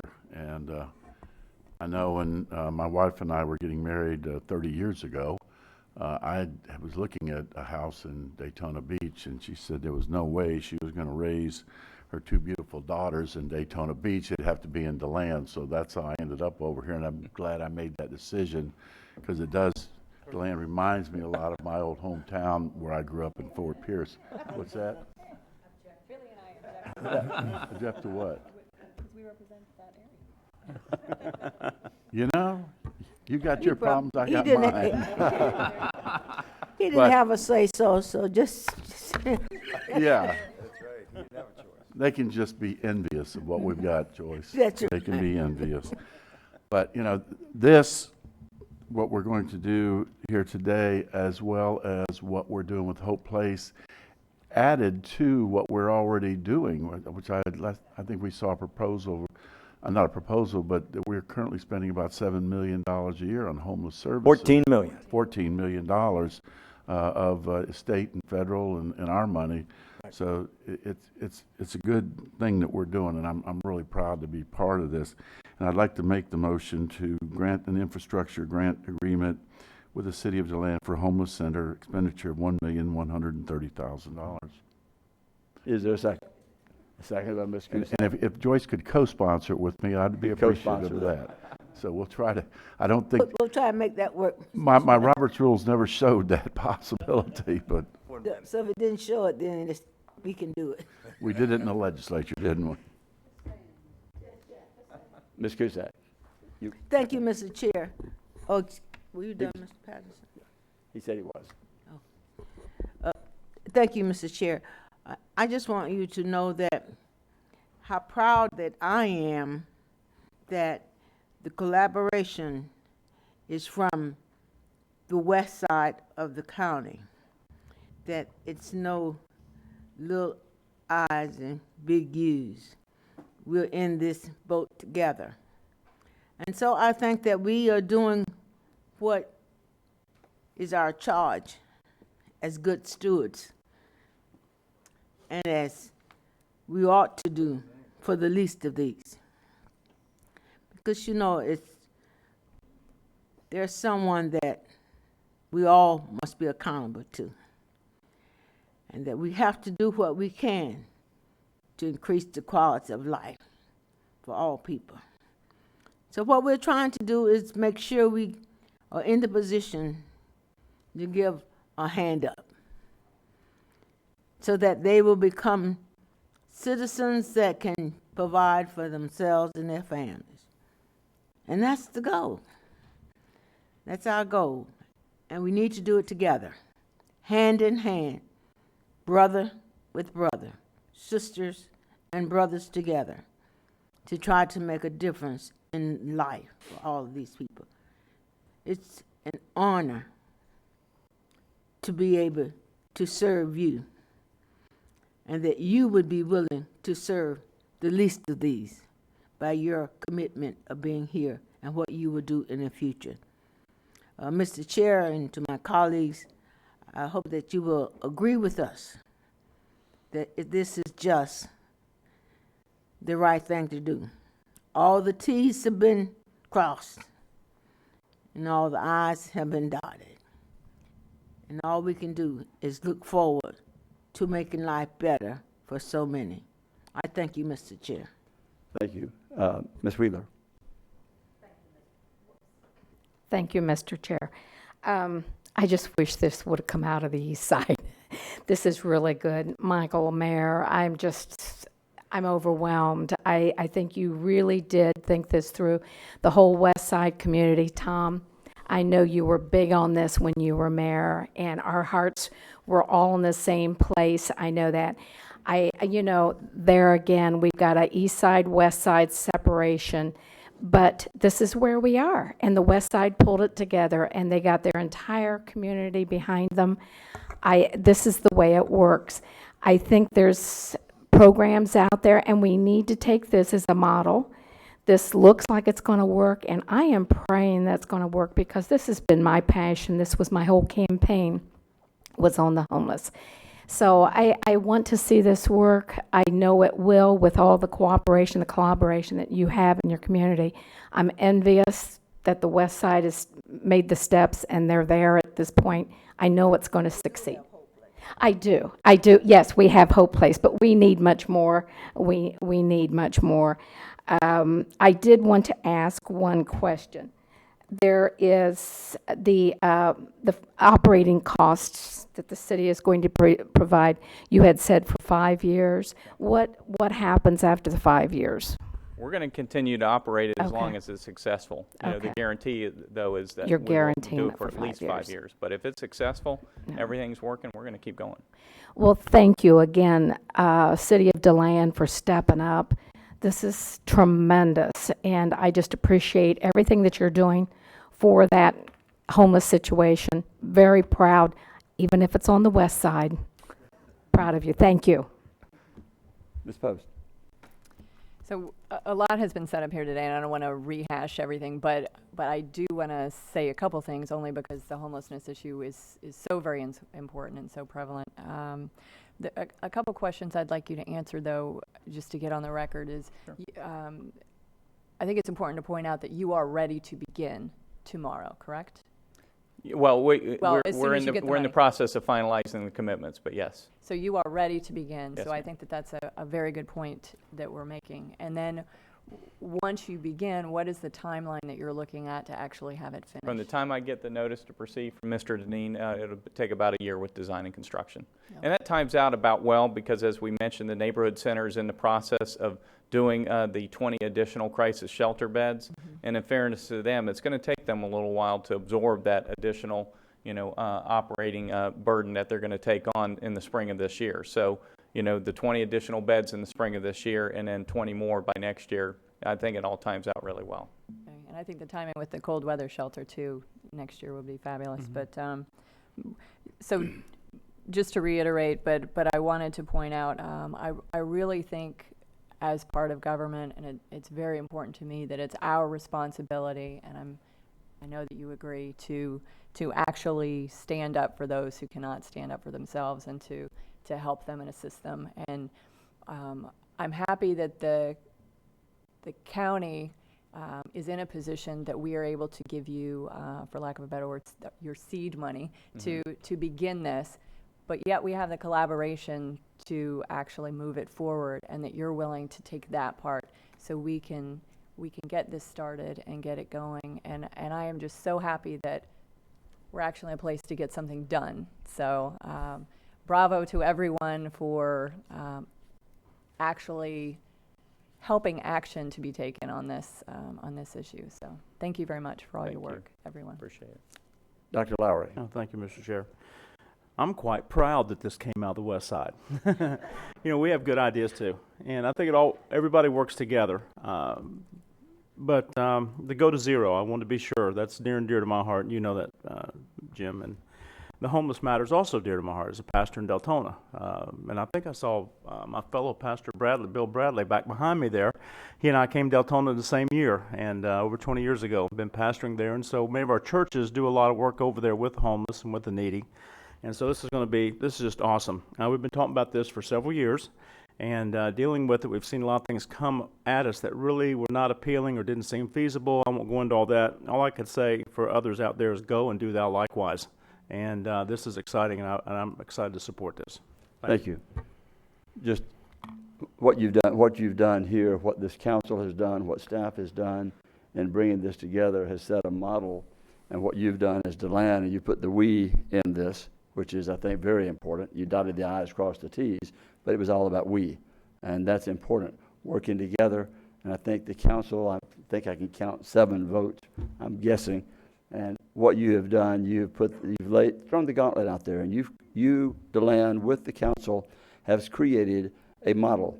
And it's kind of like a modified model of the shelter in Leon County to some degree, which I'm going to go and look at that as well. But I think that this is going to pass, and I hope, and I would challenge the council to look at this as a model and let us explore other areas that can maybe possibly follow this, and challenge Mr. Deneen to find the money. I think he can. Let us look out, and if others are out there that can come and at least talk to us, we're willing to listen. You said what the county will do. You're willing to support, and let us at least go. If we don't have the money, let's say that we don't have the money, but at least throw this out there, this model, utilize it, and have others. I believe that we can get the other section, because what you've done here in DeLand, what you've done with Hope Place, is a start of the overall picture. And I think that's important to show the people. I campaigned on this as my #1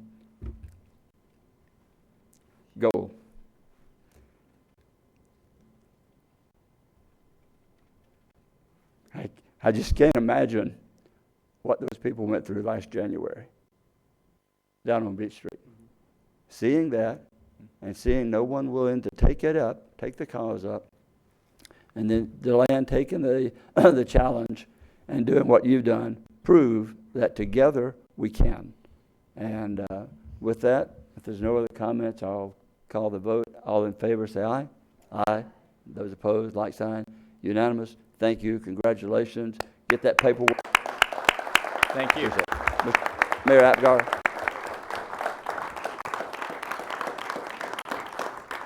I just want to say on behalf of the City of DeLand and all our West Volusia partners, thank you very much for your support, and thank you for your kind words about West Volusia as well. Thank you. Mr. Chair, I'd move for a 10-minute recess, please. 10-minute recess is granted. Be back here at 10:46.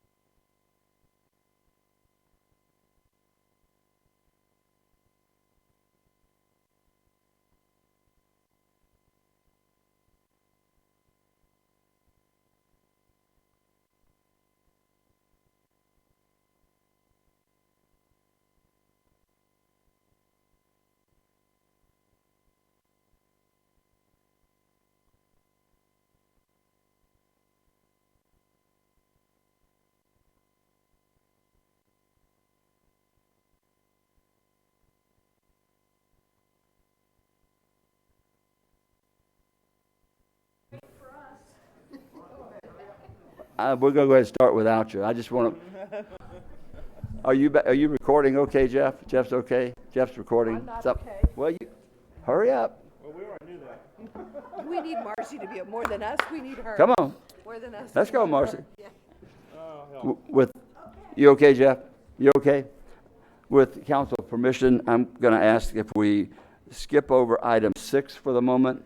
Item 7 has been pulled, and we'll move to item 8. Oh, okay. Where's Rob? I saw Rob Merrill earlier. 7 has been pulled? Isn't that correct? Actually, it's been pulled. Well, for I'm continued. requesting you continued. You have to vote to do this. We'll continue to the second meeting in February. Okay. The item 7 has been asked to be continued to the 16th of February. Does that need a motion? Yes. I so moved. Is there a second? Motion's been made and seconded. All in favor, say aye. Aye. Those opposed, like sign. Who seconded that, please? Ms. Thank Wheeler. You. Thank you. So, with council's permission, we will now move to item number 8. If Rob Merrill is here, if he's not, we'll just skip it. Rob? Jamie? I'm trying to get back on the time certain, Mr. Merrill. Counselor, sir. Well, he was here. He wants to speak for questions on. I think Mr. Merrill, Okay, if he does- anticipating that I was going to be speaking. Okay, if he wants to speak only, is there a motion to approve the special event request, the 2017 Ocean Deck calendar? Pardon? You going to make a presentation on it? No, what's going on is that Rob Merrill needs to come to the microphone and Well, basically give you his plan on what he wants to do, and we also gave him an option, which we haven't heard back from him. Well, if I may explain, Mr. Chair, while we're waiting for Mr. Merrill to join us, there was some miscommunication. The applicant is not requesting that the stage be left on the beach Mr. overnight. Merrill has just arrived on the scene. Fabulous, Rob, thank you. Come on down. you see if I keep you, if you are ever an hour and a half late on time certain, you're going to stay there. A restroom I'm break working this once to in get a you on while. schedule. Let's go. Thank you, Mr. Chairman. Sorry. Rob Merrill for the record, 149 South Ridgewood. Were there questions for me? Because I did say questions only on the... I understand that, and I asked that, and I was told that you have to make a brief presentation. The question was coming from Deputy County Attorney. I guess that would be you, Jamie. Yes, sir.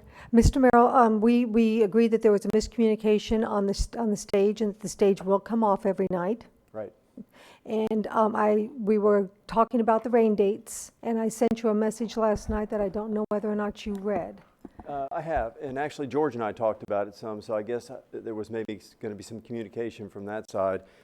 So as it relates to the rain dates, we also talked about the notices. Yes. Just to make sure that all the mechanics worked out. I think that that's going to be something that can be worked out with the beach department and my So client. staff had originally recommended no more than 10. However, after speaking with the applicant, they are willing to give notice for a daytime event. Well, let me. I'm sorry to interrupt you, Jamie, but I'm a couple of steps past that, and I'm sorry I advanced it so quickly without backing up to the beginning. The first thing was the question about the 10 days, rain days, and I think we agreed there's no reason for there to be a limitation on the rain days if it actually rains 20 days. As long as we had a communication system in place. Exactly. Correct. So what we're trying to do is limit it to the 20 and 20 days, the two sets of 20 days. We're trying to have some accountability, I think, about the number of days, and we're making sure you guys know that we're limiting it to that by giving you an accounting of when it happens. The timing on when it happens, you had originally put something in there in the agenda item about a 24-hour advance notice, and I think that's kind of a weather thing. So at the end of the day, we've had some talk about it, and I'm sorry George had to step out, but George, right behind you. Hey, George. So George can do the talking if he wants, but we talked about it, and I think that the idea will be that Kenny will give them notice when he knows that it's going to happen or not. Rob, here's the issue. I need to know this, and then we'll know whether this will work or not. Go ahead. We need to be notified by 5 o'clock on the day, if it's going to be a daytime event, by 5 o'clock that night, so that Ray can deal with all the issues he has to deal. If they can agree to that, then we're okay on day events on the next day. We can wait till 12 o'clock during the day if it's a night event. If you can tell us by that. that should be pretty easy to figure out if you're gonna rain. If you can say that you can deal with that, then I don't think we have any issue, and then we won't have to limit it to 10 days, and we need notification when people are available. What I'd like to do is let the staff who will be actually getting that notification respond to that, Jim, if they can. We'd rather have it be later. So in other words, if Ken gets all of the infrastructure in place to have the event, and so that's costing him money for sure to do all that, and it turns out that it's 6 o'clock or 7 o'clock, and it's an hour before the event starts, and it's still raining, and it looks like it's going to rain for 3 hours, not 30 minutes. He should make that call as a businessman. Yes, I'm going to go. Yes, there's no question whether it's a public safety issue or whether there's staffing issues, because he's willing to pay for that 3 hours of the staffing if that's in fact the way it's happened. So to the extent that it's inconveniencing or any way penalizing the county, we're making sure that doesn't happen by saying, we'll give you notice when we decide, and by the way, the guy's already there. We're going to give them their 3 hours worth of pay if we in fact did ask the beach department to be there. So George, with that, I think it's better that... Let Jamie answer. Okay, well, Mr. Rectorwall, I can understand from operational, but your application says that you're going to set up at 10 o'clock in the morning. So if you're going to set up at 10 o'clock in the morning for an event that night, won't you make a decision before 10 o'clock, before you put all your equipment out there in the rain? Absolutely not. So in other words, the setup can happen at 10 in the morning, and he can pull the plug when he's looking at the weather. Rob, I think what you need to do is, y'all need to go talk and get, Dan, am I wrong? Tried. I can't. Perhaps Mr. Rectorwall can shed some light, but I think what you have is a staff recommendation, and with which... Well, we have a staff recommendation, but the staff recommendation sounds like it's been amended. Well, let me make this clear, is that we are trying to accommodate them. We made a recommendation that I think was reasonable. They've asked for us to do more than that. So we're trying to be cooperative if we can. So we pushed it to the max and still makes sense for us. I also have to look at how we would treat everybody else up and down the beach when we set a precedent. I'd hope that this was going to give them more flexibility, but I do think that it has to be something we can manage, because the council's gone out of their way to provide them opportunities on the beach, unlike anyone else that I know. Well, that's not part of, I think what I'm concerned with is that before we can have a motion on anything, we need to know what we are making the motion on, and to have discussion about that. It would please me and probably the council if you would have it. We agree with you, Mr. Chair. I think that we ought to take a little, if you think you can work it out today, we ought to take somewhat of a little recess and figure it out. I think can I just shed two things? Well, let y'all do that, and let us, pardon? We already did. Well, I understand that, but our deputy county attorney is not on board. Our deputy county manager is on board. I just have to enlighten everyone on the one council's thing. not on board yet. Today's item was to pick the dates. He was asked to put in a master schedule, which is what he's done. Okay. Every single one of those dates will have a permit. Just like everybody else on the beach has to do a permit. We understand. So some of the details of every specific event will have a permit. That'll have some times elements with that. So the first part was to make sure, as he said, he does not go over the 20 days in the turtle season and the 20 days in the non-turtle season. That, I think, through the clarification that we have in the item, we have that now, because Beach will be able to track every single one of them. They've agreed by email that they will discuss when there's a date. If they, and of course you're talking about a cancellation, but then you're talking about a rain date, so you're triggering another date. Understand that. So I think we have that part worked out. The part that seems to be a little in confusion is the notice.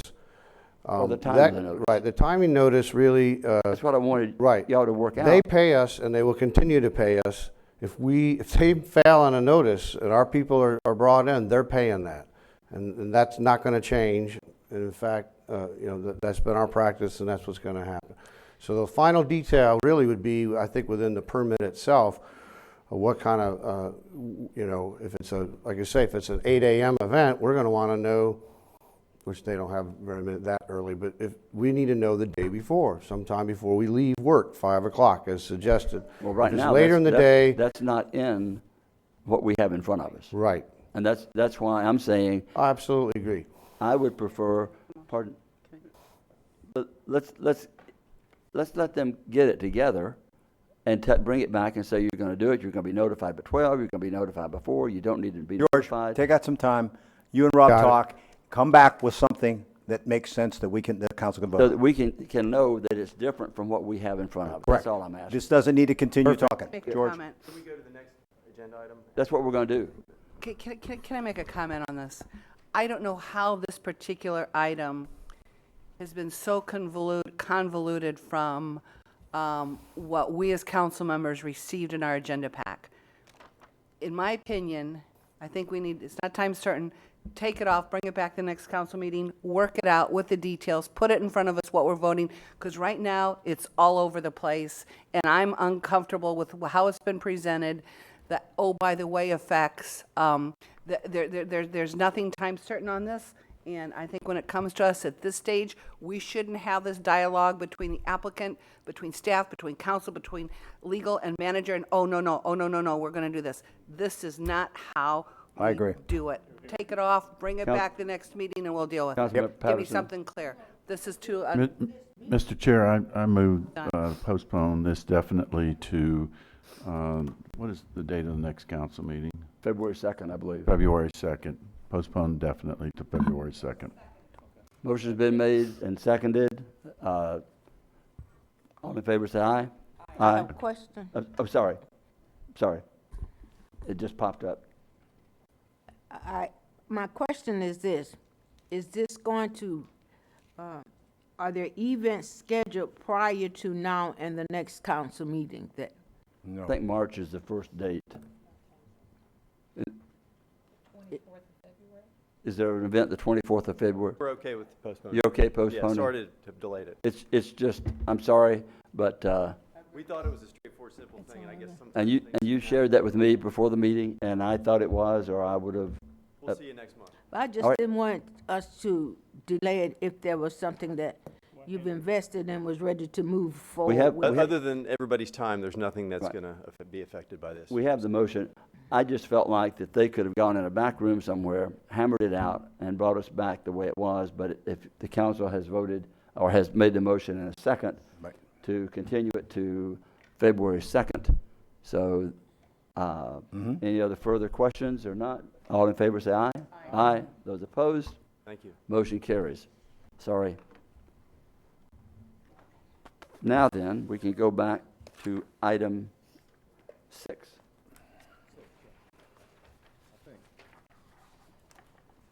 And George, you get to come back. I wondered why you were standing down there waiting.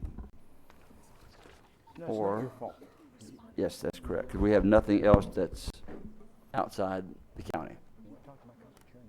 Okay. Good morning, Mr. Chair, Honorable Council. This is our quarterly update of our capital project schedule. This is a component of our dynamic master plan, how we operate. And this has been, this first was put together last August for those who are new listening. Basically, at any given time, this county, has dozens and dozens of capital projects in various stages. Currently, on the schedule, we have 54 projects. There are other projects that are just in the wings that'll be, coming up on. And of course, there are several projects on here that are finishing, and then they'll come off the schedule.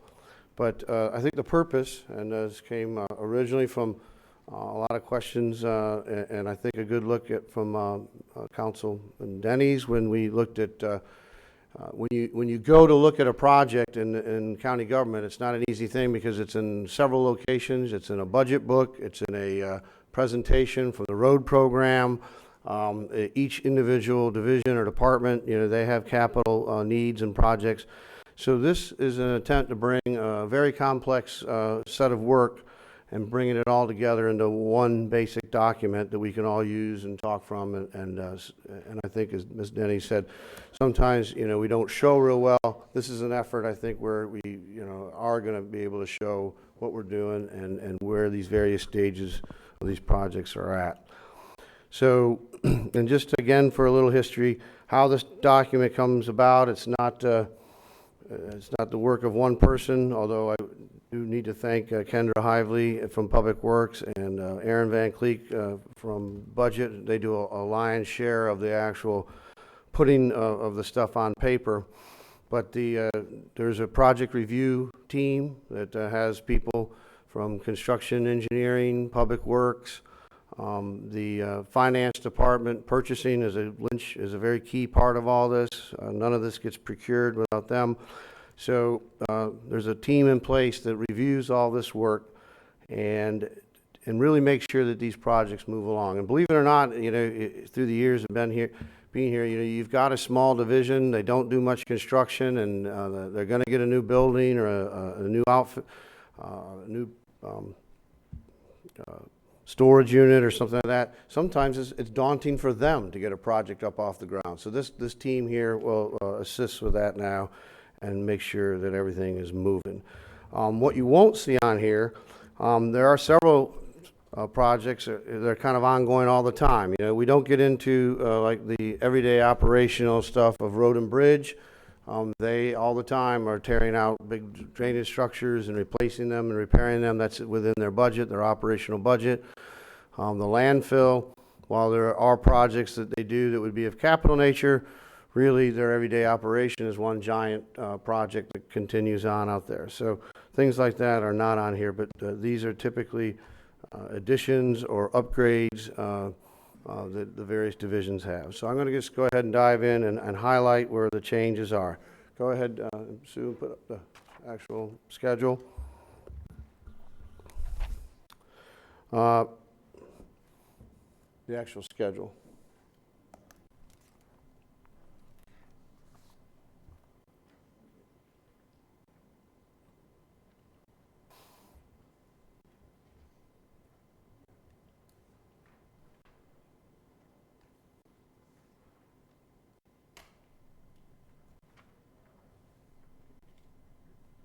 Okay. And a little reminder, some of these projects have all the phases, some do not. Some, you may not buy land. Some previously had already have been outside the 6-year window, and we're already in bid in construction. So you don't always see all the colors on all the projects. But the ones I'm just going to highlight today really are some of the ones where there's been a change or something significant we should talk about. The first one, the question's been asked in the past, did Hurricane Matthew affect any of our projects? Miraculously, only a little bit, and the only one where we've had a contractor make a comment or anything about it would be this one there, the Airfield Rescue Firefighting Facility, or commonly called ARF. That project is under construction. Most of all of what we call the civil work is done. But the contractor has struggled a little bit and has said that he may be a little behind due to failure to get some subs and affected by some of the hurricane work. So he's a little bit behind, but as far as money-wise, we don't have any significant change to report. The most significant money issue is going to be on this one at the Ocean Center.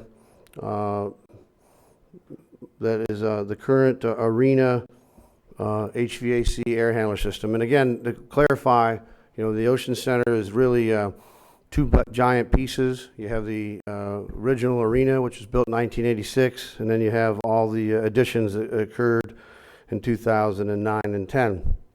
These air handler units were in the original arena. You have to understand that they're pulling in air. Of course, we bill and like to sell the fact that we're 400 feet from the ocean. And we are 400 feet in the ocean, and that means we're pulling in a lot of salt air.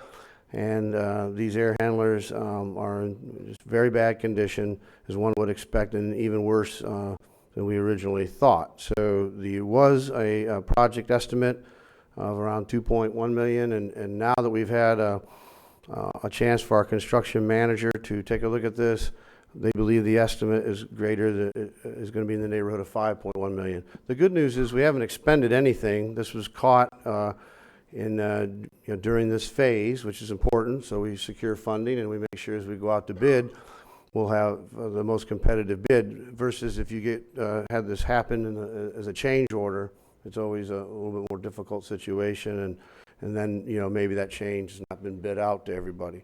So it's very important. On this list of projects too, I want to point out that the county uses several types of methods to build a project. This one happens to be one we're using a construction manager at risk. We do that because it's when you have a facility that's operating and it's very complex, a lot of moving parts, a lot of changes you're going to ask the contractor to do. And one of the reasons this project has grown to $5.1 million is because we're not going to close the Ocean Center while we're doing it. So they're going to have to work in the arena while things are going on. Of course, obviously, if they have to bring a crane in there and they're working up there, they'll have to take it down and work at night. So there'll be things that will drive up the cost. And that's one of the reasons the original price, I think none of that was anticipated at the time, because some of that estimating came all the way back to when we were doing the addition.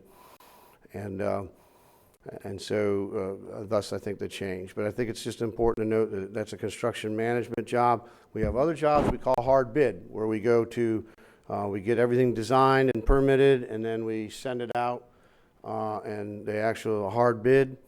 Sometimes it's a lump sum. Sometimes in civil construction, it's broken out into a bunch of pay items. That's another method. And then we have the method of design build that's out there. That is where usually an engineering firm and a contracting firm combine.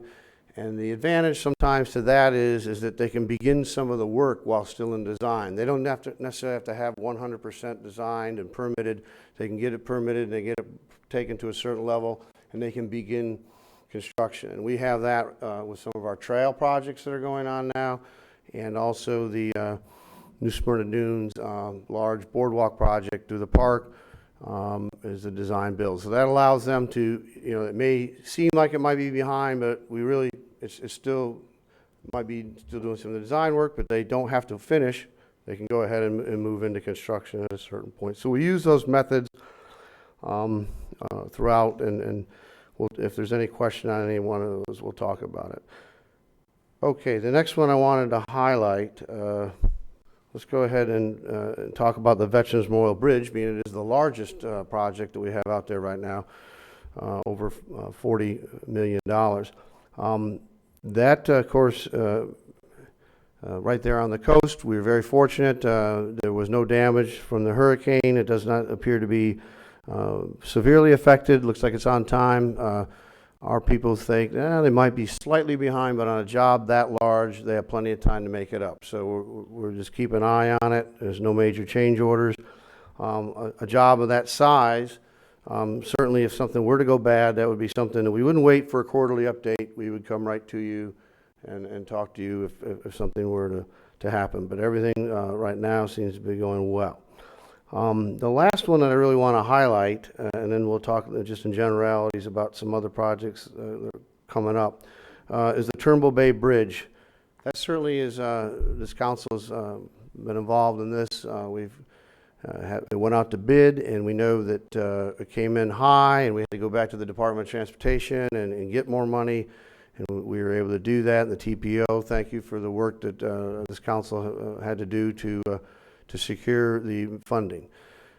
The low bidder in this case is a very well-known bridge construction firm, and they got in there and they've decided they did some value engineering, and I'm going to call up Jerry Britton, the county engineer, to talk a little bit about it, but we think it's a good news item, a way to make the project better and maybe a little bit cheaper.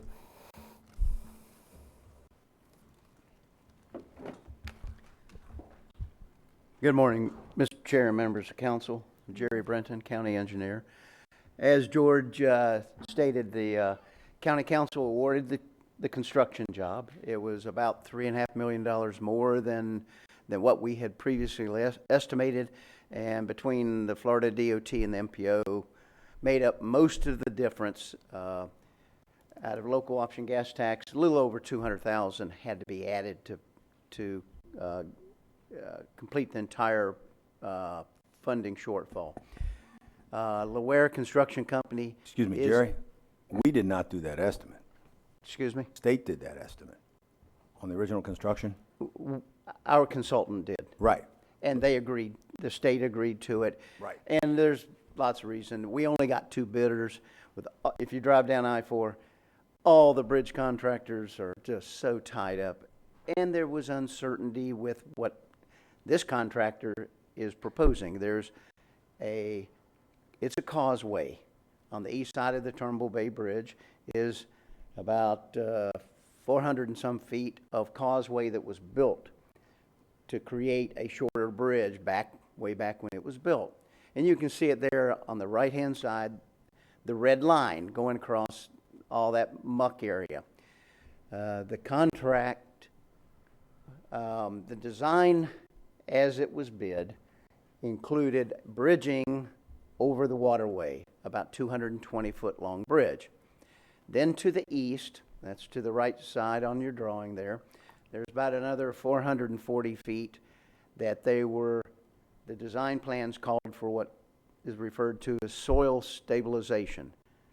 It's driving tubes down, filling them so that the new roadway would be able to be supported and you wouldn't get either short-term or long-term settlement. Well, this bridge contractor came in, and rather than pay a sub to do the soil stabilization and the concerns with that, he's a bridge contractor.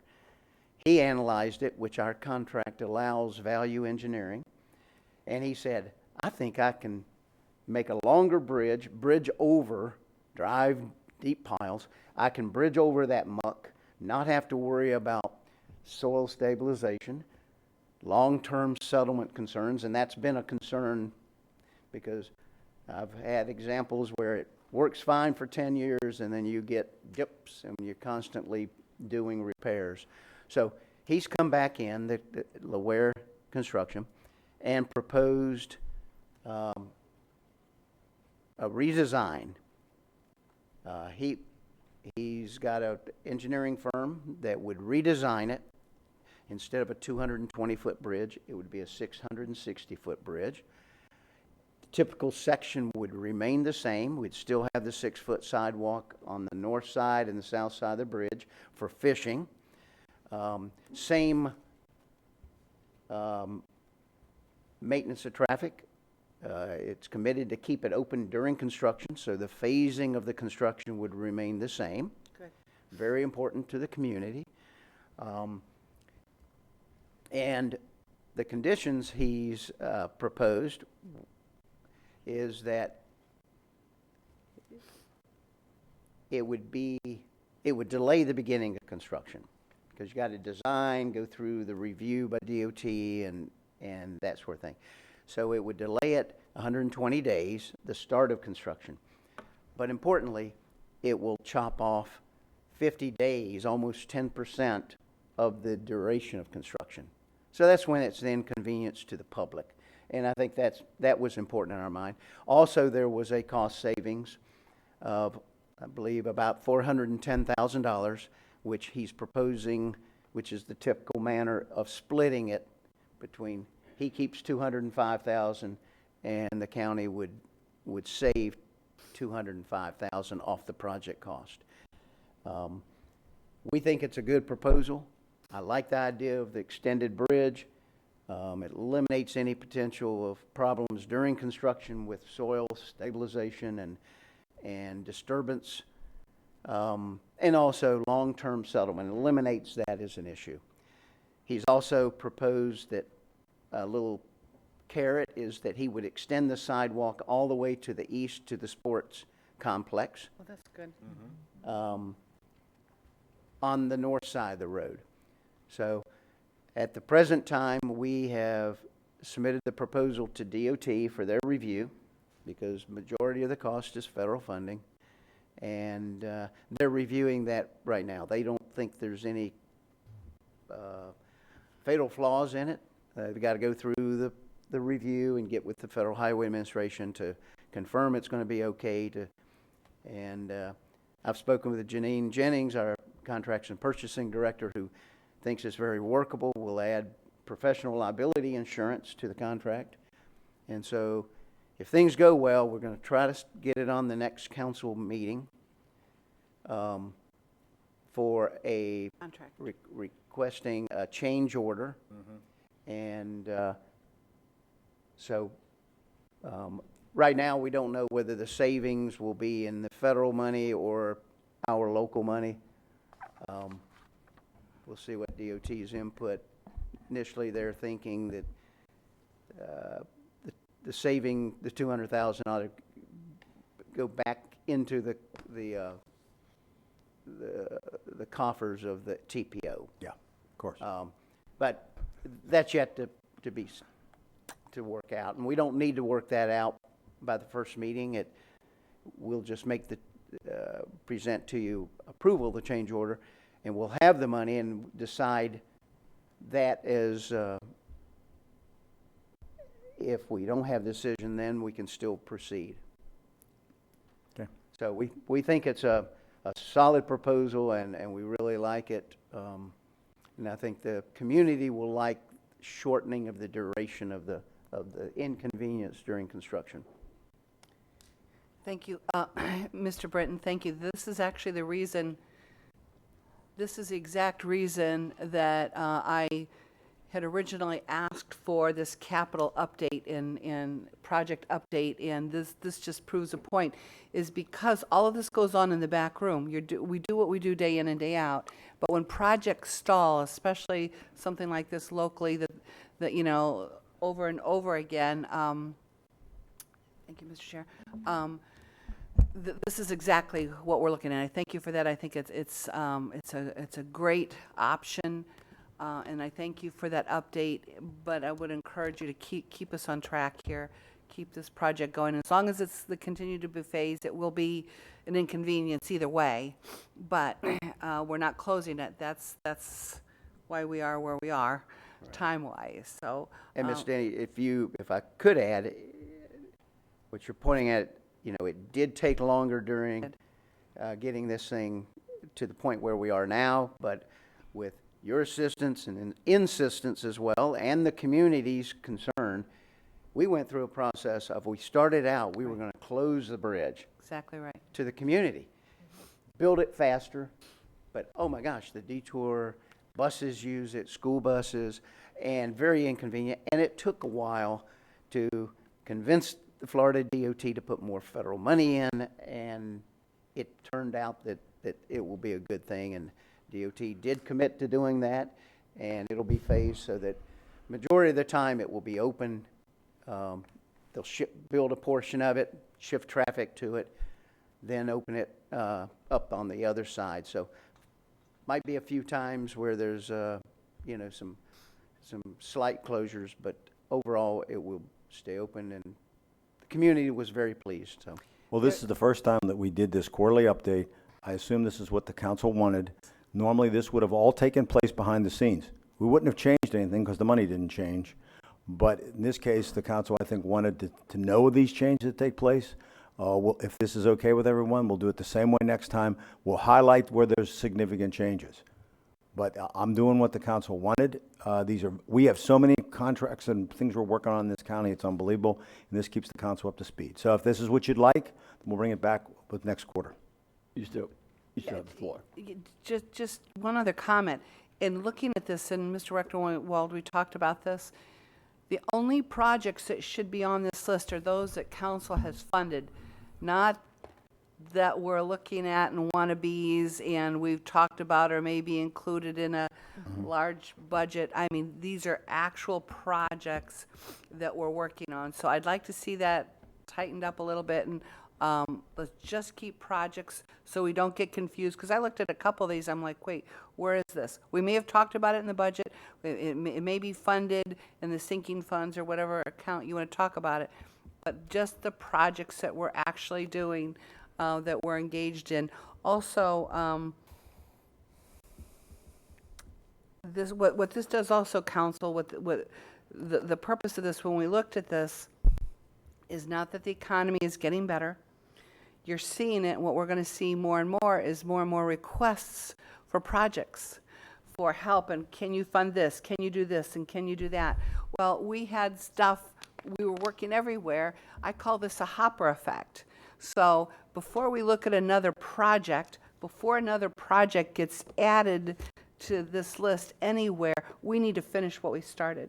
Because we have a lot of things started, but we need to complete some things before we continually add the project. So it gives us a little more guiding tool as to where we are and how we are and where other projects are in the district. And I like that the district number is in there so you can see specifically what's going on in certain areas of the county. But this, and how does this impact the Go to Zero, Mr. Deneen? Oh, this doesn't have any impact on it. And I think that that's important too, because of the funding formula. And we will be heroes if we, Mr. Britton, some of this money comes back to TPO. If that's, who determines where that goes? Does FDOT, will they determine that? I think it's probably Florida DOT. I have a feeling. But anyway, it's just the process of how we get there, which is a process. So thank you. This is exactly what at least I had envisioned in trying to guide this. It gives us a good flow chart going forward, and you can see there's a lot going on in a lot of places. And I appreciate all that staff has done in making this come together, and the different departments coordinating all of this. I thank you for that, and I think this is going to lead. This is an insulating factor. As a council member, this is very ensuring and insulating, so you see the projects, you know where we are, you've got a question, staff's working on it, and there's an accountability, very visible accountability piece to this. So thank you for that. Ms. Wheeler. Thank you, Mr. Chair. I just wanted to ask you, with this delay of time to have the new plans drawn up, I know when this was approved for the funding and what, that we were talking about the urgency of the bridge, and there was going to be a report, I think, taken at that time. They were doing another inspection. And I don't know that I heard the inspection, but I mean, we're okay with time frame on this, correct? Yes, we are. And the urgency? That was one of my things I checked on. The next scheduled inspection wouldn't be until we're under construction, even Okay. with the delay, so that inspection won't even occur. Okay. I just wanted to make sure with that little delay. Good catch. Yeah. Mr. Patterson. I know the TPO will be very happy to see this money coming back. It was quite a hot little issue, and so I'm glad that this is working out. Just to reiterate that, because the money to make this happen had to put another item behind schedule, and being able to have it go back will be able to allow that project that it replaced to some of that money, possibly, depending on what the TPO decides, to maybe move that, because they were having to get additional money. So I think that would be good. Appreciate the update. I just have a question, and kind of a rookie up here. You mentioned the air handlers. The thing when you start replacing things, you said there's no change, but change was from like 100% change in cost. Right. When it was put out, or as an idea, the thought was, did they think that nobody was going to be there on the first round in occupying it, that you weren't going to shut it down? There's possibly that thought, because at that time we were under construction and there may not have been events at that point in the arena. That's how old the estimate really was. And just a little history that you're not aware of, when we put this together in August, we tried to get most of the estimates updated, and this one I'll just say, I mean, it probably got through the crack. And when they get an estimate for budgeting purposes, it usually is going to a contractor in that area. They'll ask about, the size that they want, but they don't necessarily get all the details. So it's not uncommon. We usually find out that number goes down, because once they get more information, Jerry's folks are, and we hone it on down to the very specific conditions, and it goes down. But in this case, I just think that they really missed the fact that where it was. Who would they be? Whoever they asked to get that estimate. So the contractor. The contractor. The other Probably one of our regular air conditioning people that George Baker or his group usually works with. They get an estimates through them, but But you Some have to, projects are a lot George, more complex. you have to understand, here's another thing too. This was done in 2009. People were desperate for work. So two things were going on. First of all, people were desperate for work, would give you prices that you won't see again. Now they're not desperate Well, for work. that's the real reason right there. There goes a big part of it. It has nothing to do with it not being occupied, so I'll take my question back.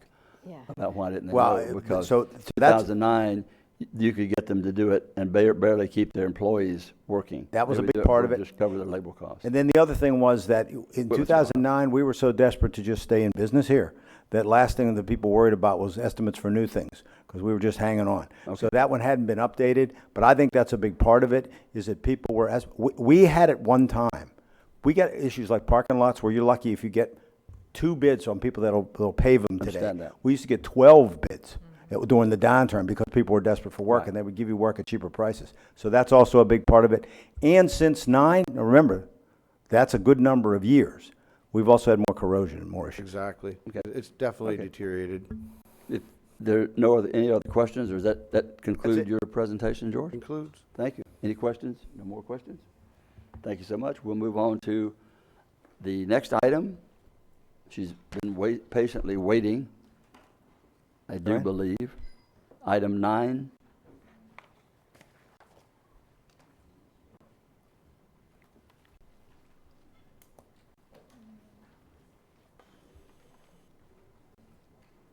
Thank you.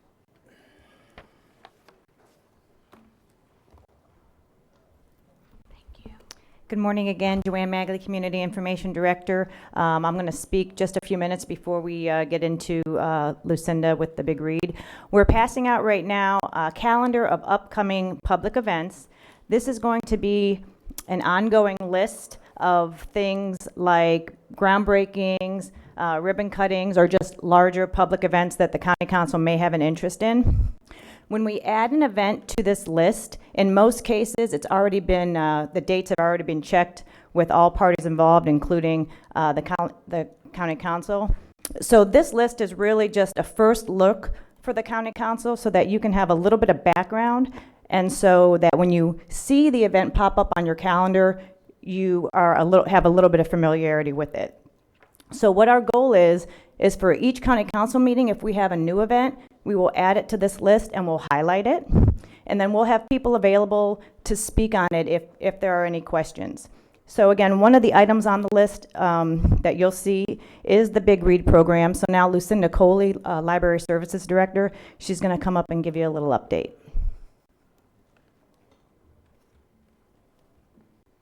Good morning, Lucinda Coley, Library Services Director. I want to first thank the County Council for your approval and the opportunity for Library Services to present The Great Gatsby to Volusia County residents through the National Endowment for the Arts Big Read Community Reading Program. The NEA Big Read grants are competitive, and 77 nonprofits throughout the United States were selected for this cycle. The intent of the Big Read is to bring communities together around a single book through creative programming. Last year, the library presented To Kill a Mockingbird with more than 4,000 residents in attendance at events throughout the Big Read throughout the community. We're anticipating an even greater attendance this year with more and varied programs throughout Volusia County. This year's programs are starting out with great attendance.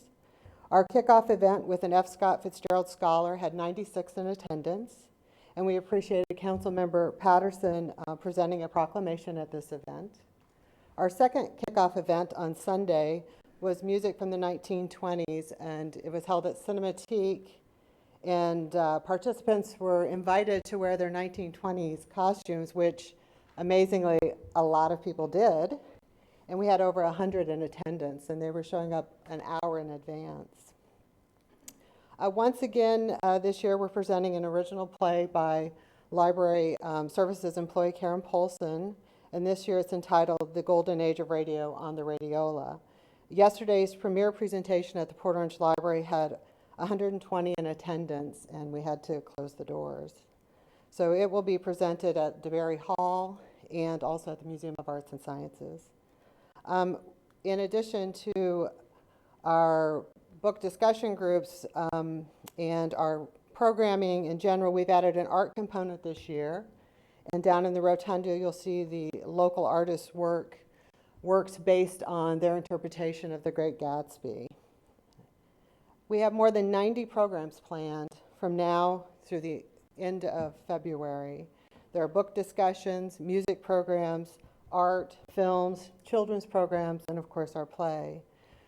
We have programs that are cultural, educational, literacy-based, and of course entertainment.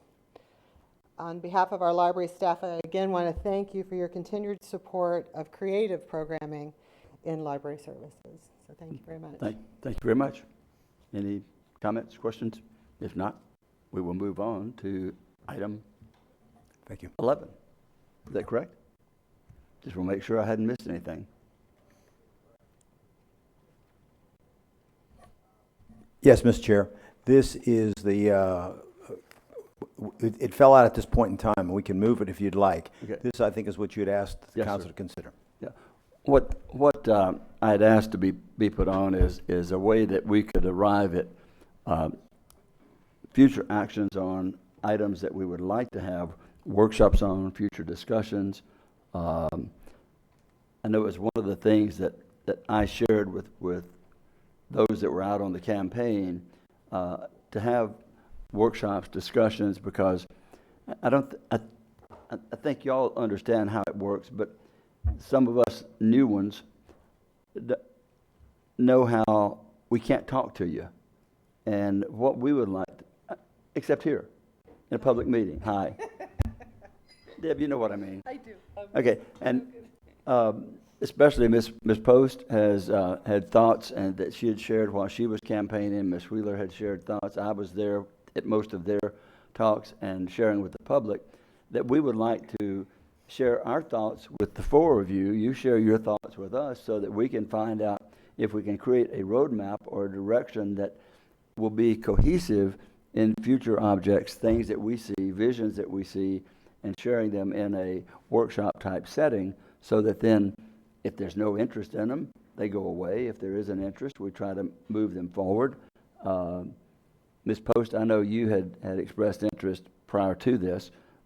Would you like to share something? Let me just cover one of them.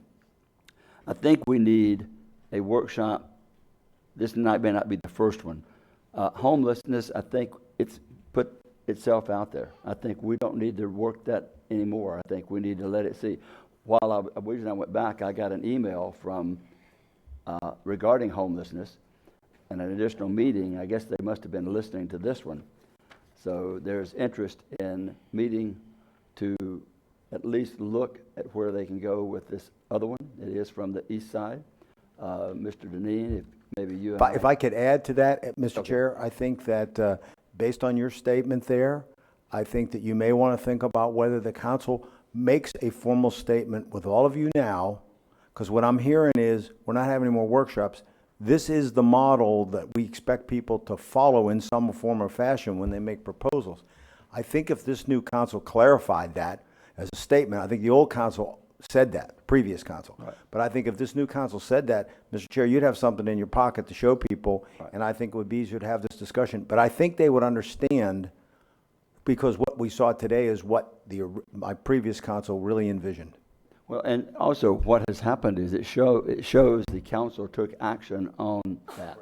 And I think that's reassuring to the public to know that the council is willing to listen, is willing to work. So if the council would accept a statement, I don't know whether we have to do a sign off on it or anything, but if you just can kind of say, yes, you think that it's okay that we utilize this model and that others, whether it be the east side or whatever it is, wants to come in with a concept, a proposal, that we're willing to look at it along these lines. Absolutely.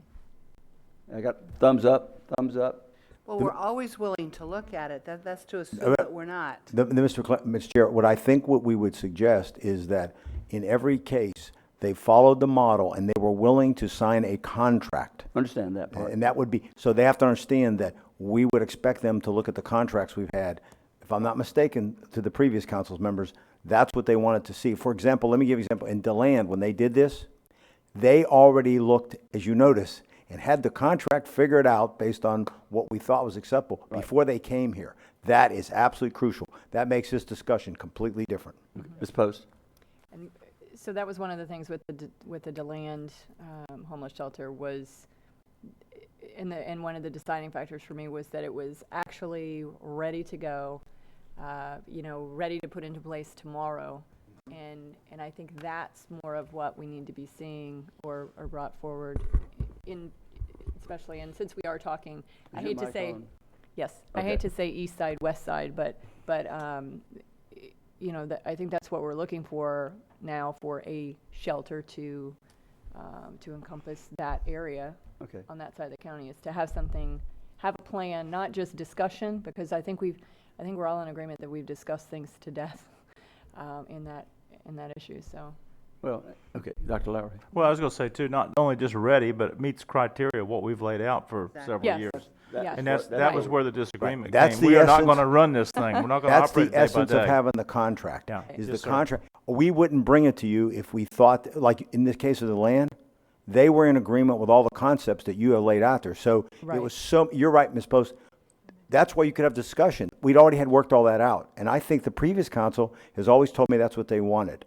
So I think, Mr. Chair, that would be a clarification. And I think because I got new members, if you say that, people will take you serious. Oh, sorry. I think that the public has made it clear that action is what they're wanting in this, in the homelessness issue, and I think that's finally where we're at. So I'm excited to see that. But So it speaks louder than words, huh? Yes. Okay. Ms. Cusack. Thank you, Mr. Chair. I think that what we also want to make sure that we're clear is that we are interested in, number one, with doing capital. Only. Once they have laid the plan of action and all of their pieces have been put together, then we want to partner. And a perfect example of that is with the Hope Place. Right. Exactly. And they came ready to start the ball rolling. And so did the West Side today. So it's not about east or west or where we are. It's about collaborating and making sure that all of the partners are at the table and it is in print as to where you're trying to go. And then, but we want to be good stewards, but we have to have that assurance that it's not our project alone. It's a collaboration of the I do know this. I do know that there's private people that are willing now that want to be a part of this. And if I wouldn't want to say, no, we won't look at something because you don't have all 60 people signed up. But here's the proposal. If we do this, will you do that? Or is that too vague? Well, I think what you did today was exactly that. You said, look, they worked out in writing, and what you gave them was you said, look, this will be self-executing when you do your part, which was get all your sponsors. They're using our contract to get sponsors, and we understand that they needed that help. And so I don't think it's unfair if someone else comes forward and says, we understand it'd be capital, it won't be clawed back to you, there's no operating costs, you're not going to run it, but we need your contract to show good faith to get people that would be the support for the operating costs, because it doesn't get executed until they have that document. Now, Ms. Denny said she wanted to see when we get that document done, and then as we pay out the money. So we would do that. But I think, Mr. Chair, you're right. They wouldn't have to have all of that. They wouldn't have to have all theirs figured out. But it's not self-executing until they do. Well, and that was the point I wanted to clear up, because I doubt that anybody's going to come in and say, we've got $10 million, we're going to put in something. Here it is, here's a deposit. But here's what we want to do. We want to involve all the cities. We want to involve Team Volusia. We want to involve CEO Alliance. We want to involve other 501c3 or people who want to contribute. And they can take this model and go to them and say, look what the county is willing to do. If we raise this, if we do that, this is what they're going to do to make this a reality. And that gives us the tool to sell.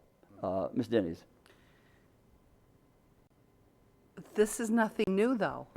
With all due respect, this isn't new. It is This, new. this is not new.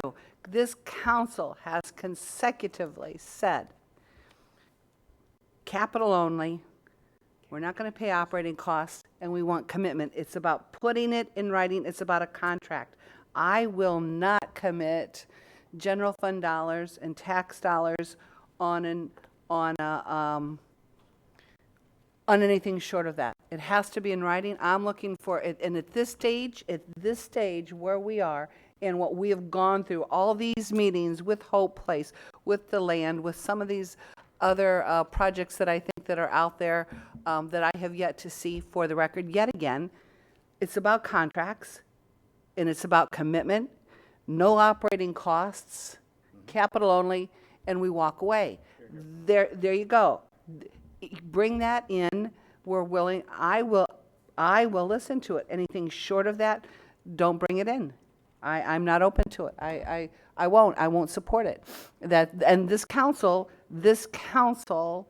at least the four of us have said previously that's where I'm not changing my position on that, and I won't do that to the citizens of Volusia County. Okay. Short of that, it's not new. But I also Mr. think Chair, that it's not new.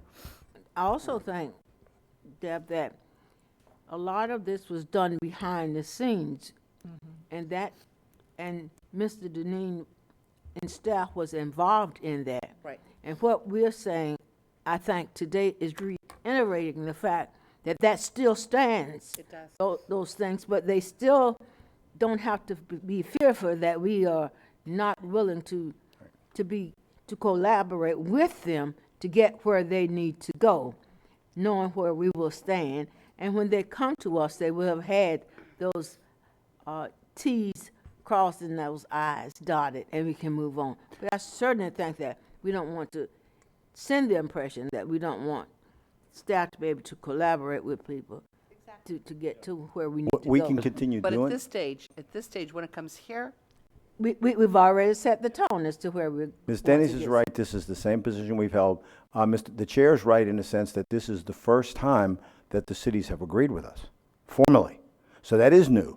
This is the first time people stepped up in the cities and said, we agree that the county's model made sense. Right. So I think that is the new message that, our concept's been validated. And I think that is a change. So I think you're telling people now, if it can work for them and they can validate it, and I do think that, Mr. Chair, I think having a statement from this council, for my sake, behind the scenes, if they know that the seven of you now believe this is where they should come from. And Ms. Dennis, you know how I feel about faded ink is better than faded memories. We get it in writing, and I know what you have to have in writing, or there's no sense of having this dialogue. So I think we can accomplish that, but I think making the statement, Mr. Chair, like you were trying to do, I do think makes a difference, because then they know it's the seven of you today. Okay, so we're good with that. Don't need a vote on it, but, and Ms. Wheeler. Thank you, Chair. I think we've definitely put the message out there, and for the east side, I think they're going to have to look at this plan. This is one that was approved by all of us, and it looks really, really good, and everything is there. Everything is in print. They've got the plan. They have all the cooperation. They have all the cities on board. They have every step of the way on board. That makes a real decisive stand when you come before council. When you've got everything ready to go, it's an easy one for us to make a decision to support something like that. If you're still trying to find the players, that's a little bit more difficult. So I would recommend that we do use this as a pattern, and for any future things coming in, I think we just have to believe that this is going to work, because it all came together, and hopefully we can get this also on the rest of the east side, other than just Hope Place. Thank you. Let's look at, I really think it's important for this council to go forward with a workshop where we can sit and talk and express our desires. Where do you want, what do you see happening? Where do you want it to go? What are your positions on this? So that we can go down a united front path on particular items. And there's any number of items. I mean, I started making a list and kind of quit. Mr. Chair, I gave you, Mr. Chair, I Yes. passed out the list that I'd previously given you. No one gave me any additions. Okay. That is not the final list, but that gives you a feel for where we were going to try and Right. put things. Okay. And Ms. Post? Sorry, yes, oh, you there? So I did want to comment on that.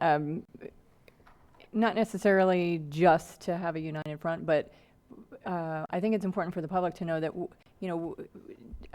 Councilwoman Dennis has mentioned many times that we are behind the scenes really working to make things happen and to truly be informed as possible on all of these different issues. And so that means many, many meetings and, lots of research and all kinds of things. And all of that stuff goes on in the background other than these twice a month meetings that we're having. And to that point, we have 7 people up here that are all having various meetings on all of these different issues. And I know that there are a number of things that I'm trying to work on, and I think, a lot of those cross paths, obviously, with many of the other things that you guys are working on.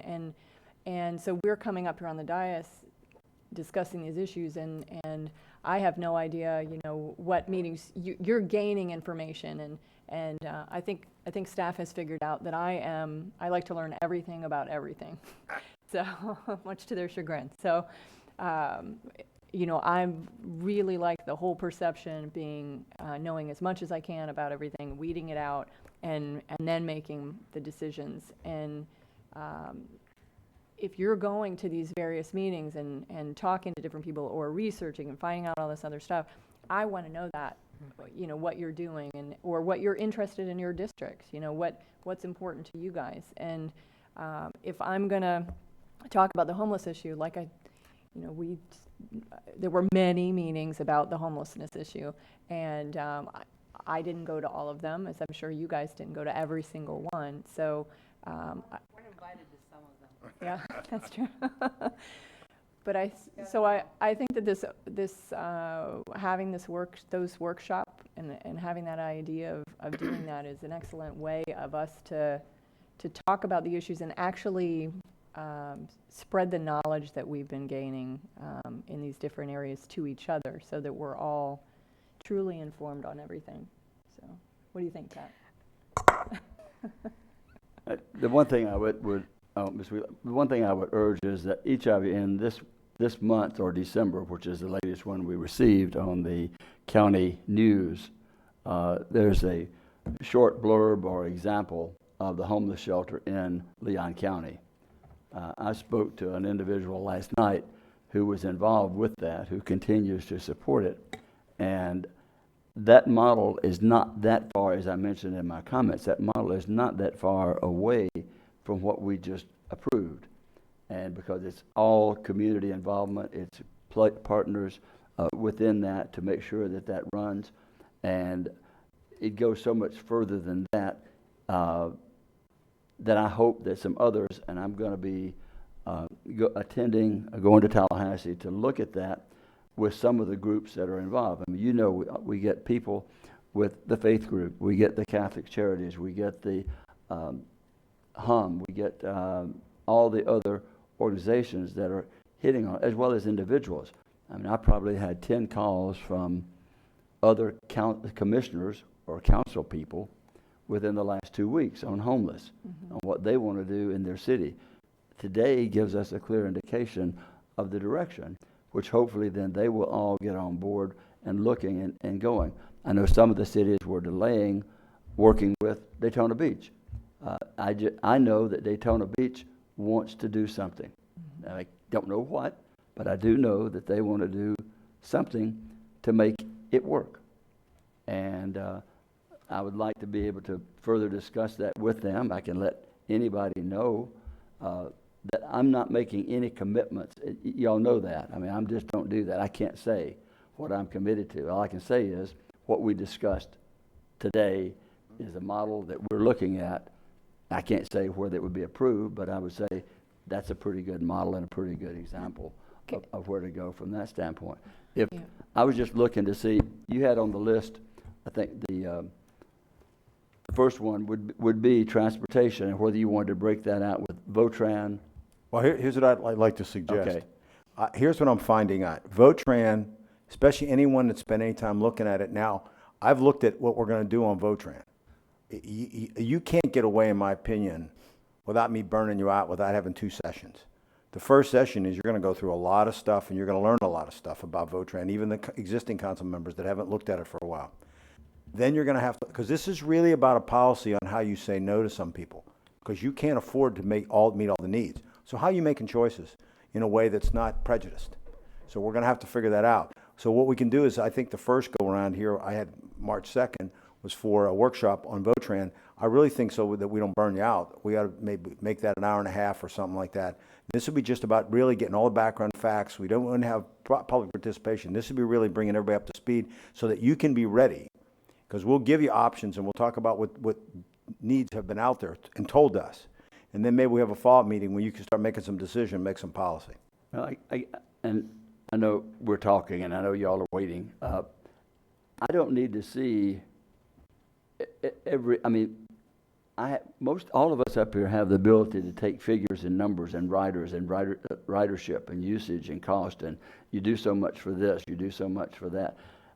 Not all of the nitty-gritty do I want to see on Votran. I mean, I know this cost, I know what it costs, I know the riderships and the locations, but I'm not so sure that we need to go through.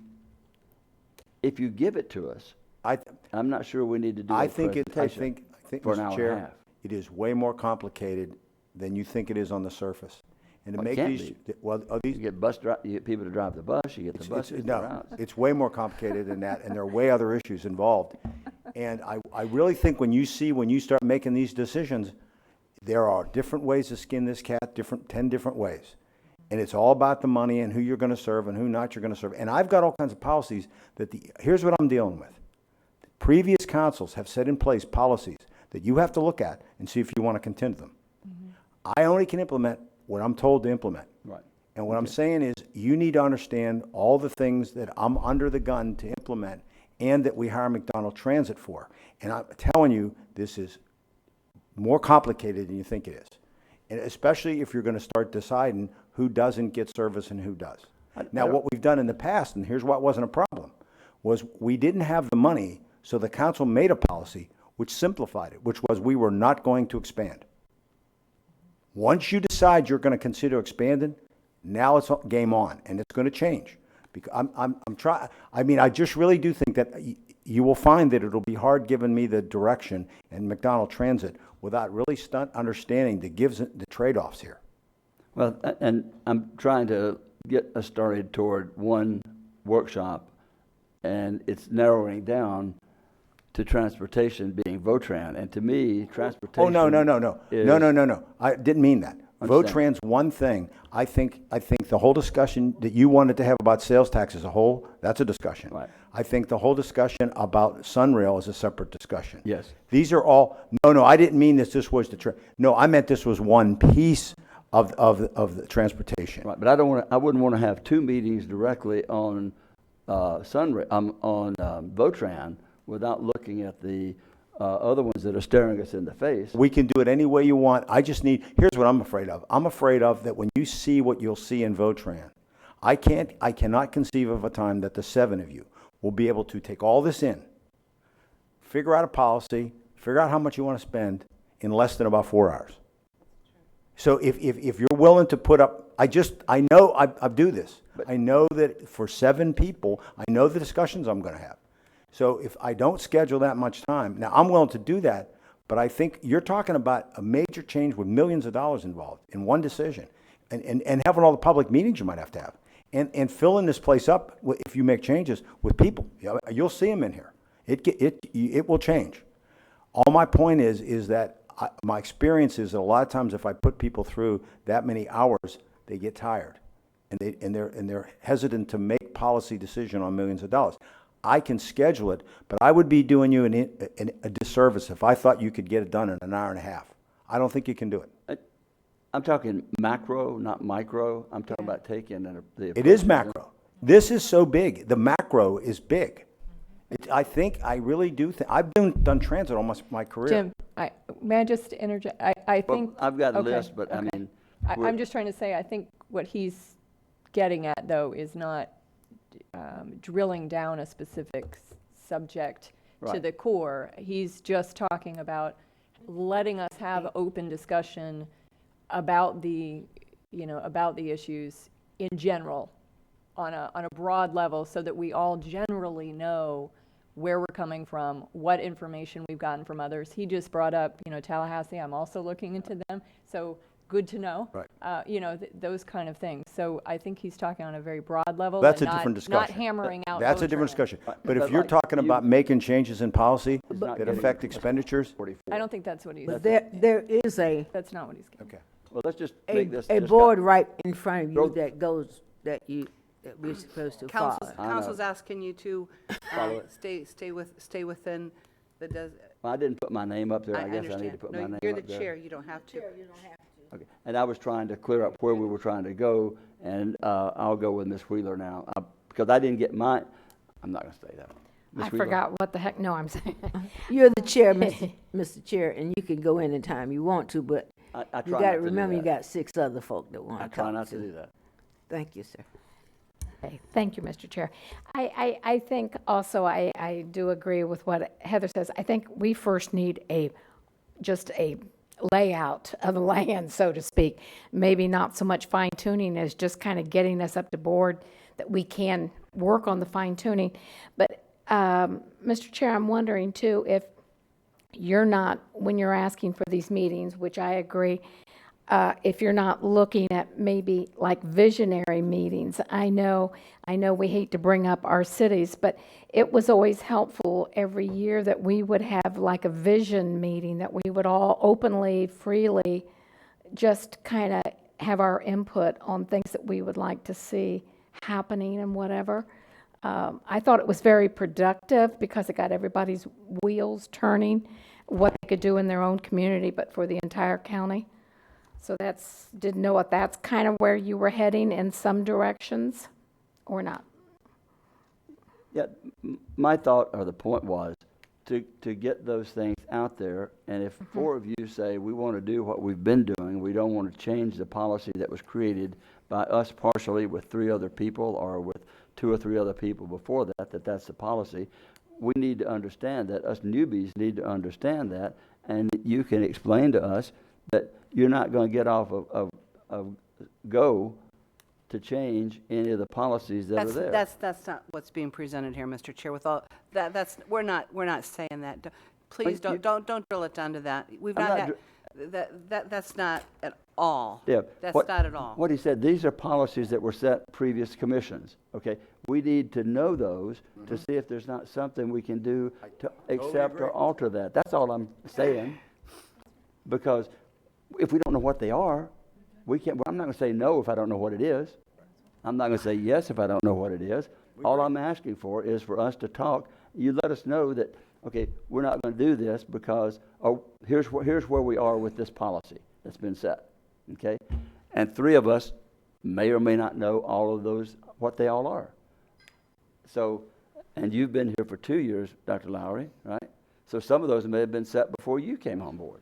So all I'm trying to say is we can't go anywhere we don't know where we've been and where we've come from and what the policies that are there. I'm not trying to come in here and wholesalely change everything. I want to know what they are. Having said that, I don't think there's anything that's being done that can't be done better at some point in time. Couldn't agree with you more. Let me give you an example, and maybe you understand what I'm getting at. Say, for example, we tell you the policies. The big policy's been we're not going to expand the system. Not what? We're not going to expand the Votrans system. Okay, for example. That was the policy. I can show you 10 different requests that people have come to us with that want the system expanded. At least 10. Well, for you to know that, to make a decision, let's face it, those 10 probably, I'll guess, are you're subsidizing them $10 million. You will be. I'll bet you that's another $10 million per year, right there, maybe more. Well, you got to tell me. I mean, I'm good at spending money for me, but once you start, you don't end this. Okay. Here's what my suggestion is. I'm all for changing it. Don't get me wrong, but I have to do what you tell me. Okay, and I also have to tell you the implication. But when I show you all these different policies about night service and Sunday service and they're all in there, okay, that I was not allowed to change because the mandate to me was you rein in the spending, the subsidy, because we're dying out here. I reined the spending in and try to make it all work. Don't forget how tough it was for a lot of years. Now you're saying, which is fine, we may want to make some changes. What I'm saying to you is when you see how Votrans run, I can give you 10 different requests. So if you decide you want to add one, my suggestion for you is to make sure what requests are being asked and you have, I do think to the public, you're going to be expected to know why you picked one over the other. And my job is to show you what they are, what the expense is, and who they affect and how. I'm saying that is not simple to do. So we can give you an overview, but if you really want to start looking at changing those policies, say maybe the first overview is just a look. If you want to change them, I think you're going to have to drill down more than you think to make changes. If you bear with me just on this one last comment, and that's exactly what I want to do. I'm not saying that we need to add 10. You need to tell us that you've had 10 requests. And I'm not saying that we shouldn't be looking at the riderships and the adjustments of routes and things that might benefit more people. I'm not saying that, and this, what we're doing right now is what I wish we could be doing in a workshop setting, okay? Which is talking to each other, one-on-one, two-on-two, we can all talk at the same time if we want to. But if, and there went that train of thought right out the door. Oh, for example, the issue with... I was going to just, that was my line. It happens, I know. It's catching, sitting between two others that do have the same condition, the mine mill. But, for example, I would say, why didn't we look at Tanger Outlet, and why didn't we put survey out to the 70 outlets out there and ask them how many of their employees would be willing to ride the bus? I can tell you the answer to that. The answer to that was I was told by policy we were not going to expand the system. Okay. So no, when you do that, understand something. If you, and say you decide what you can to expand the tanker, we'll show you what it costs. Okay, but let me make this. We're looking at everything. But let me make this clear. When you add that service, just so you know, as I tell you as manager, you're going to fill this room with people that said, I had requests in before them. And by the way, they've never requested service. And when we asked them, they would never even respond to us. So you're going to have people that beg for service that you told them no. I'm just letting you know. You'll fill this room with people saying, why not somebody, that has less income? I'm just trying to do my job. You're going to get that. I'm saying that if you're going to take that policy wall down, which was we weren't going to expand, then that opens up a new implication of making choices between everybody that's out there. I'll do anything you want. I'll do it any way you want. But I would not be doing my job if I don't tell you that. That's why we didn't do a survey. And also, we weren't asked by them. And when we asked them if they wanted to be involved in this, they will not answer me. Yeah. Also, I think I'm next on the list. We gave $2.6 million. Somewhere along the line, we should have anticipated services was going to be needed. I'm just saying, we dropped the ball on that. Yep. Because we should have known or had some idea when you're going to put out that much money, you're going to have people that will need to get to work there that does not have their own transportation. Maybe they can take out the 2.6 million too. That's right. Maybe we could cap it and put it in transportation. So I think workshops are necessary. We need to have them. And I think we need to look at a policy that we have lived with for many years. I mean, there's nothing, change is good and it happens, it's necessary. But I also think that we have scheduled 2 meetings a month. And most of us have another meeting twice a month here to see people and to do business here.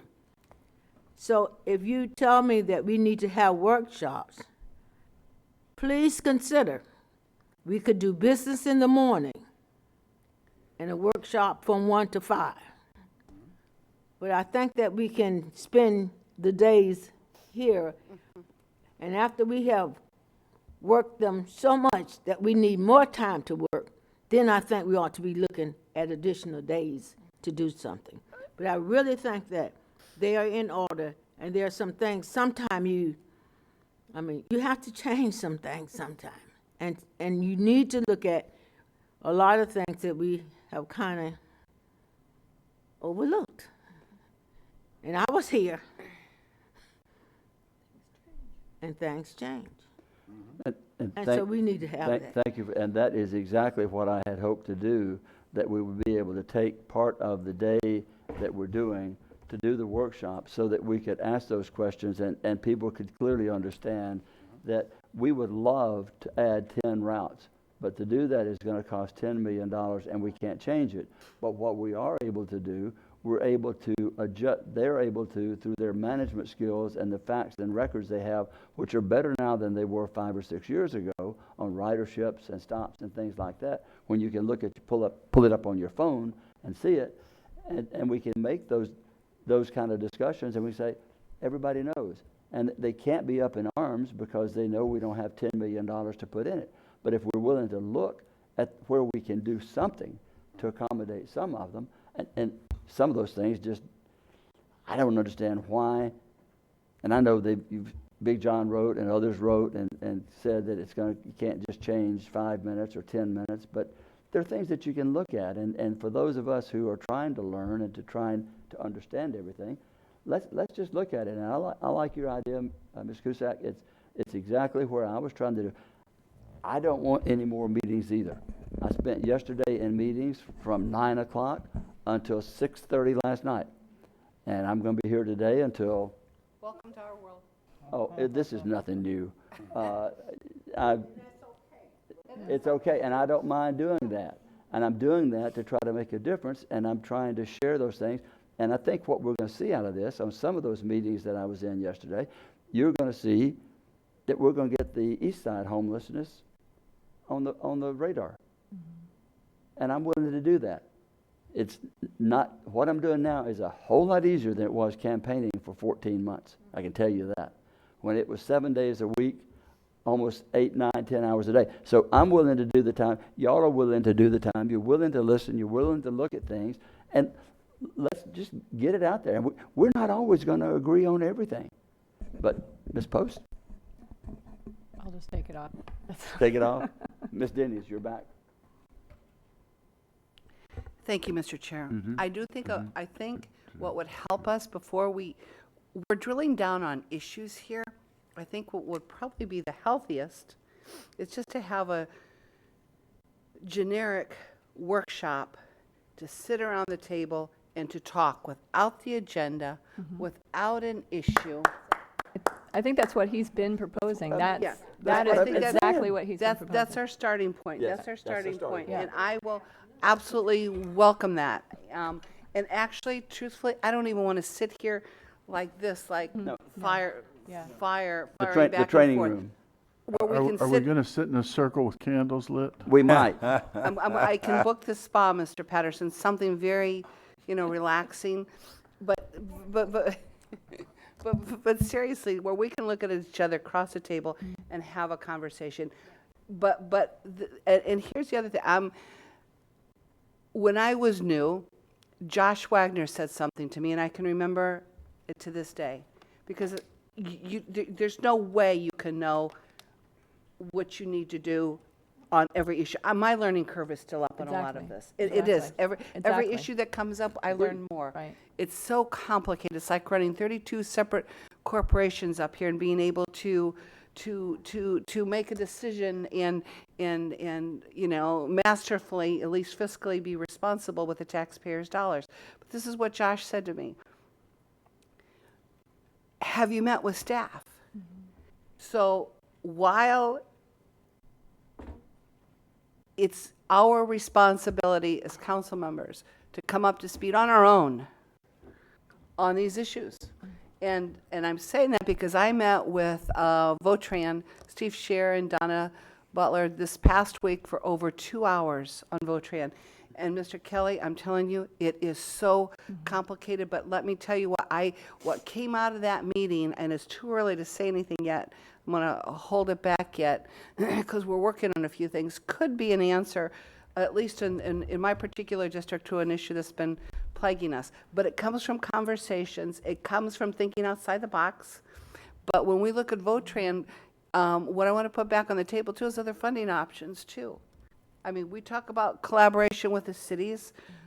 We've got ad authorities. Did you know ad authorities can fund transportation? Did you know that? Tourist taxes are way up.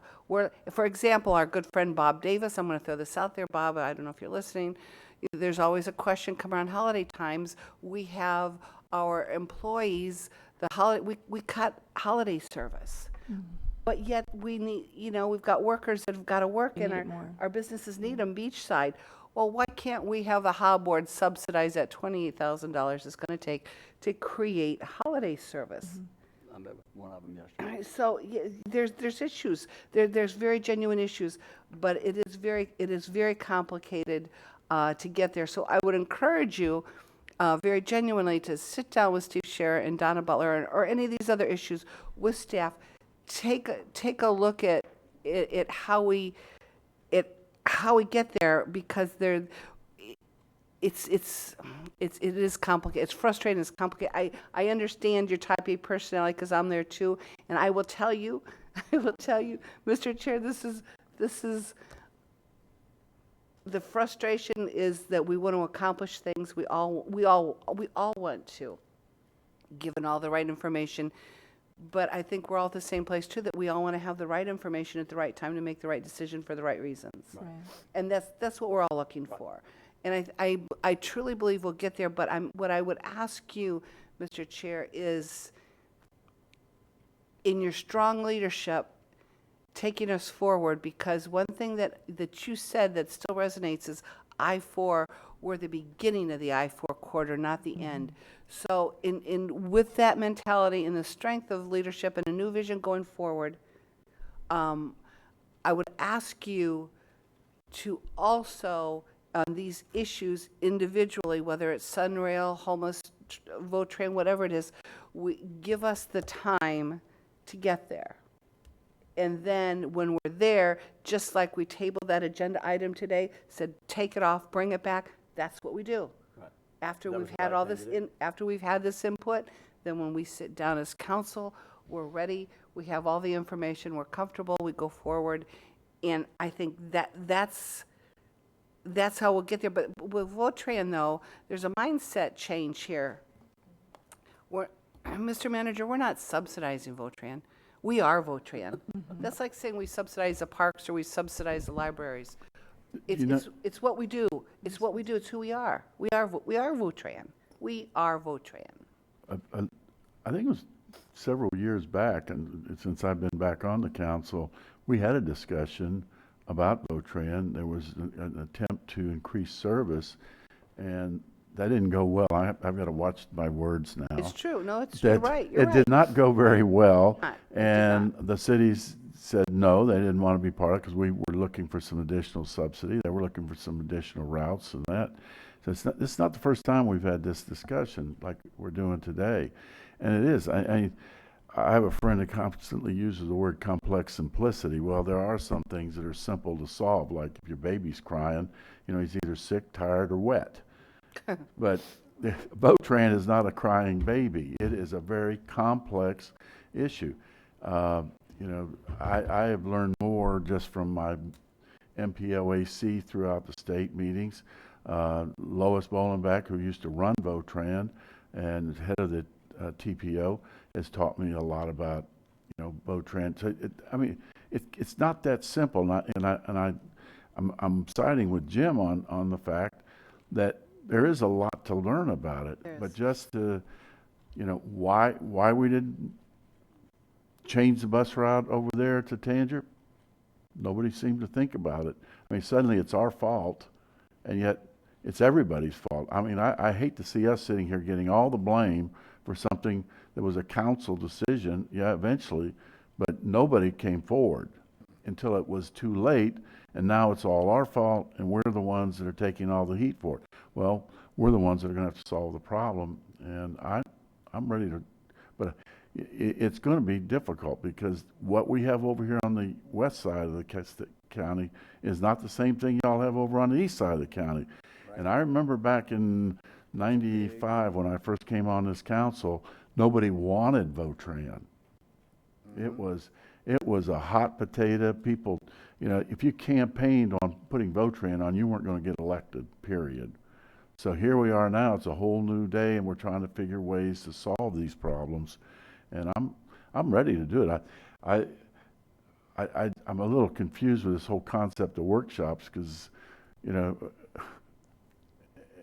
at the end of our meetings, we have what is a workshop because we just sit here and discuss a bunch of issues, and sometimes we take action, sometimes we move it on, or sometimes we send it over to staff and say, hey, you know, come up with an answer for us. So I don't care how we get there, just we're spending a lot of time here talking about the same thing. What we used to do and what we want to do now is still the same thing.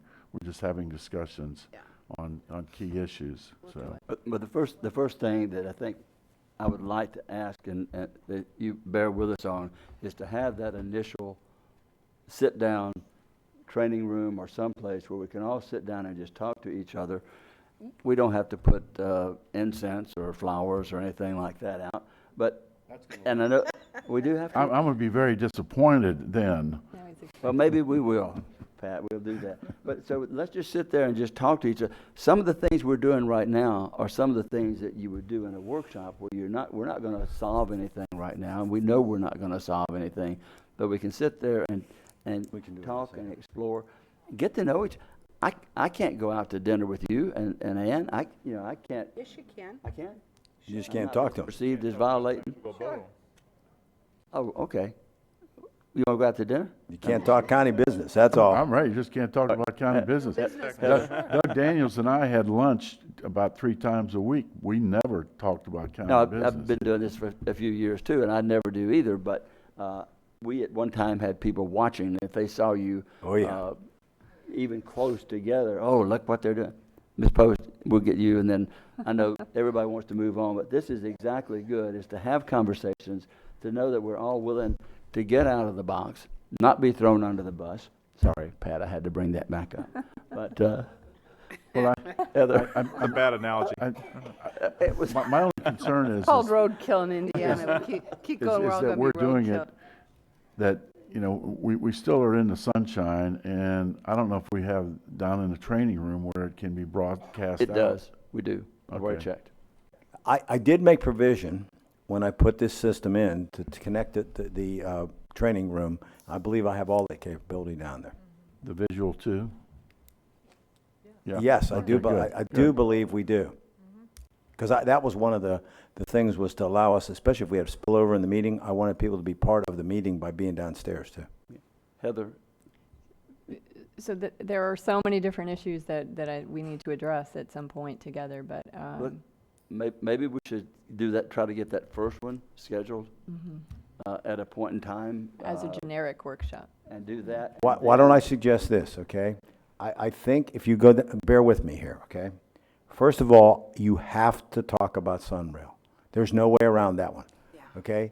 That one's a little straightforward. You just got to deal with the contract. So Dan has got that scheduled. We have to do that the first meeting in February, okay? We could, we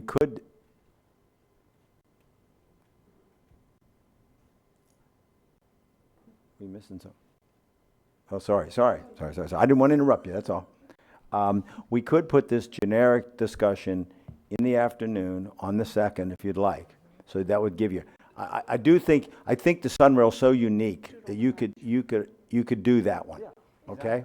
We'll bring lunch in. Yeah, we could do that. 1 o'clock, we'll do a late lunch and discuss it, and actually what we could do if we chose to, we could recess the council meeting if there was something that had to happen, but I'm sure you'll make it so that it doesn't, and do the workshop for whatever time, and then bring it back after that if we had to. And I think that would be permissible to do something like that.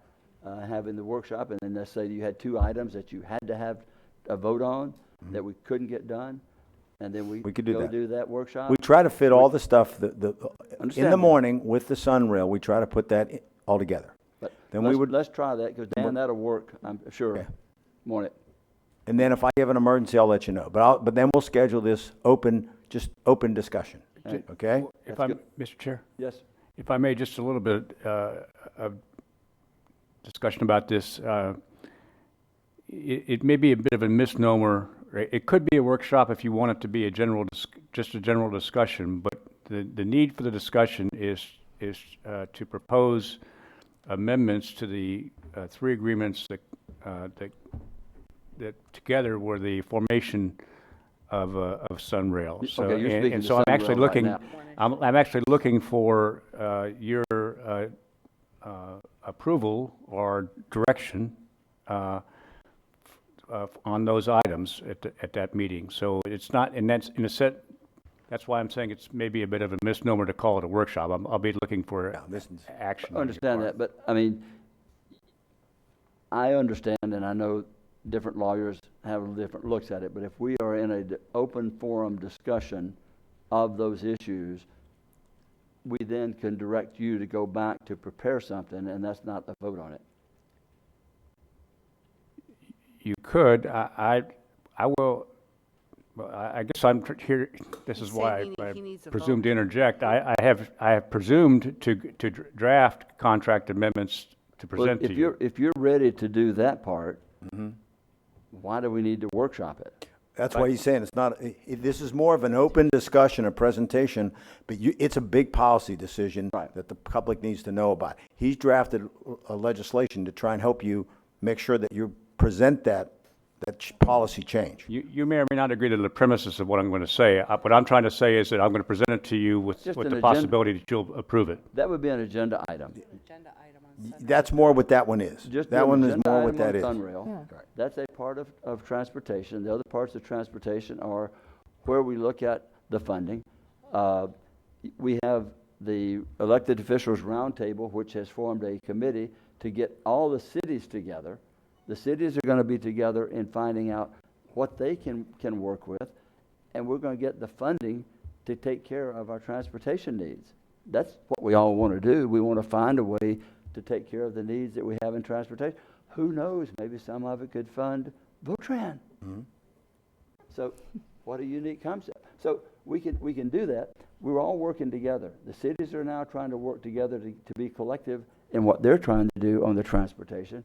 The Sunrail could be a component of the transportation issue of the funding part, if in the event we have to do that. That way it gives us additional funding that we can do to put in homeless without still going to zero, and having the revenue to take care of some of those items. That's what I'm trying to do. I'm trying to make the most and best use of the money to create with the least expense to the individuals to get the funding necessary to carry on what we need to do. That's what we all want to do, I guess. Do that. So Agenda just to Sunrail. clarify, I'll have drafts prepared for you. They're not quite finished. I'm not ready to release them at this point, but I will be with the agenda next week, and they'll be for your discussion and your direction to see if I've captured that's good. the essence of where you want to go or not. And we can discuss it, and if we need to adjust it, Pat Patterson is he is the expert on Sunrail. He's our representative, and he has this floor right now. Oh, boy. No, I wasn't going to go into the Sunrail. Okay. Dan and I have talked about it yesterday, and it's going to be something that you're going to have to really get into to understand where we are right now, what we're looking at, and how we can solve that problem. What I wanted to bring up is this one-page list that Jim gave us. I think are things that we have to do this year. I think other things should be the workshops that we meet differently, but I think these are things that are separate. Yeah, take the word workshops. These were things that I have to have done. Okay, for example, And I think we got to show you anything else we sit down. in a semicircle or whatever, the things that people want to talk about. And I don't have a problem with that.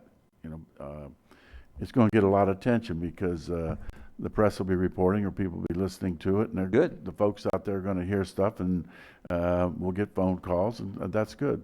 But I think things that like But it is what it is. this lady over here Well, has, or what anybody has on their mind, separate from these issues Sure. here.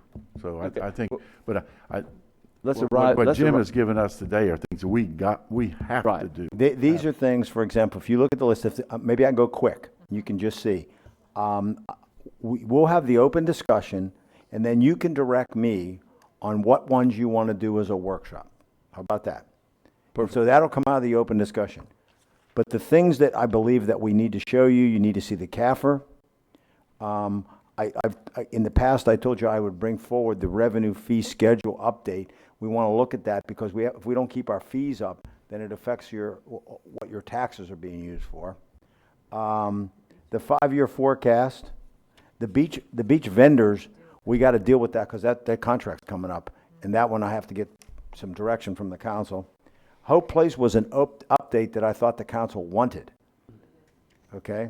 Then you got to see, I submit see some of these, like Dan, he said, I submit my budget.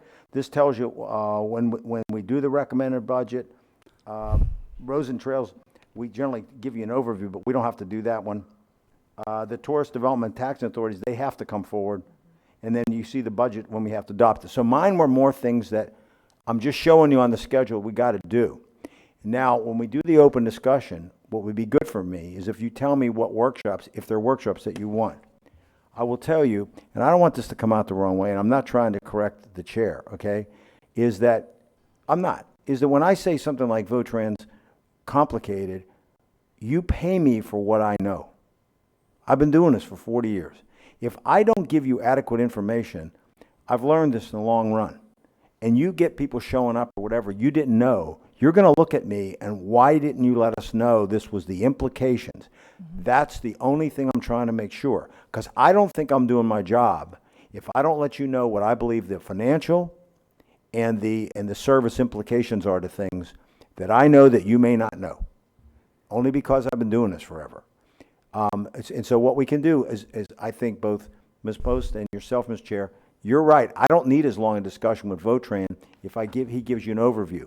But I think when he gives you the overview, you'll be surprised at some of the stuff. And then that'll help us figure out what we want to do. I know, Heather, you got. So I really want to address that. Oh, which one? I really want to address what he just said. Okay. What I'd like to do is that you can do that. I would like us have the understanding what we've agreed to do is to have a workshop of general discussion that we will have. That February part's 2nd. done. Yes. And go ahead and address the Votran. That's going to be also part of a discussion because right now we're doing exactly what Mr. Patterson said we're doing. We're sitting here discussing, and it's just going back and forth, but in a different setting and in a way where we can all sit and talk about other things other than specific. Every time you talk to someone, not every time, a lot of times other things pop in your brain as far as even making decisions or another item that you thought you put back in your compartment somewhere. That's a great, how about this? So go ahead. So open discussion aside, Yes. the Votran issue, and I just want to clarify, so the actual workshop, so if we have a Votran workshop, is that more for the public to get an understanding, or is that for us to get an understanding? My opinion is it's both. But here's how these work. Especially, for example, if Votran would be a good one where there could be a part of the discussion where you're really not looking for public input. You're trying to understand the system very well. Then then here's what would happen. Say, for example, Steve explains all this, and then he says to you, here's like 10 or 15 requests that we got. At that point, I think taken public, because you'll hear from all these people that are dealing with transit. Now you'll start hearing why I think that system's good. I think you need to change this. You need to hear this from people who will start giving you input.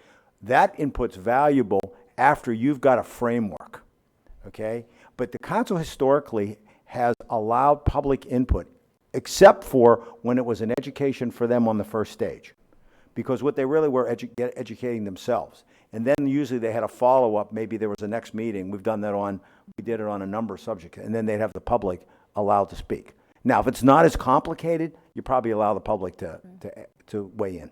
Well, because you keep saying the Votrain is so complicated, and I understand it's complicated, but it's not rocket science. So I know. No. When I say, I mean, it's very. I know it's complicated, but Deb mentioned that she sat down with Votran, she sat down with Steve and staff, and for a few hours.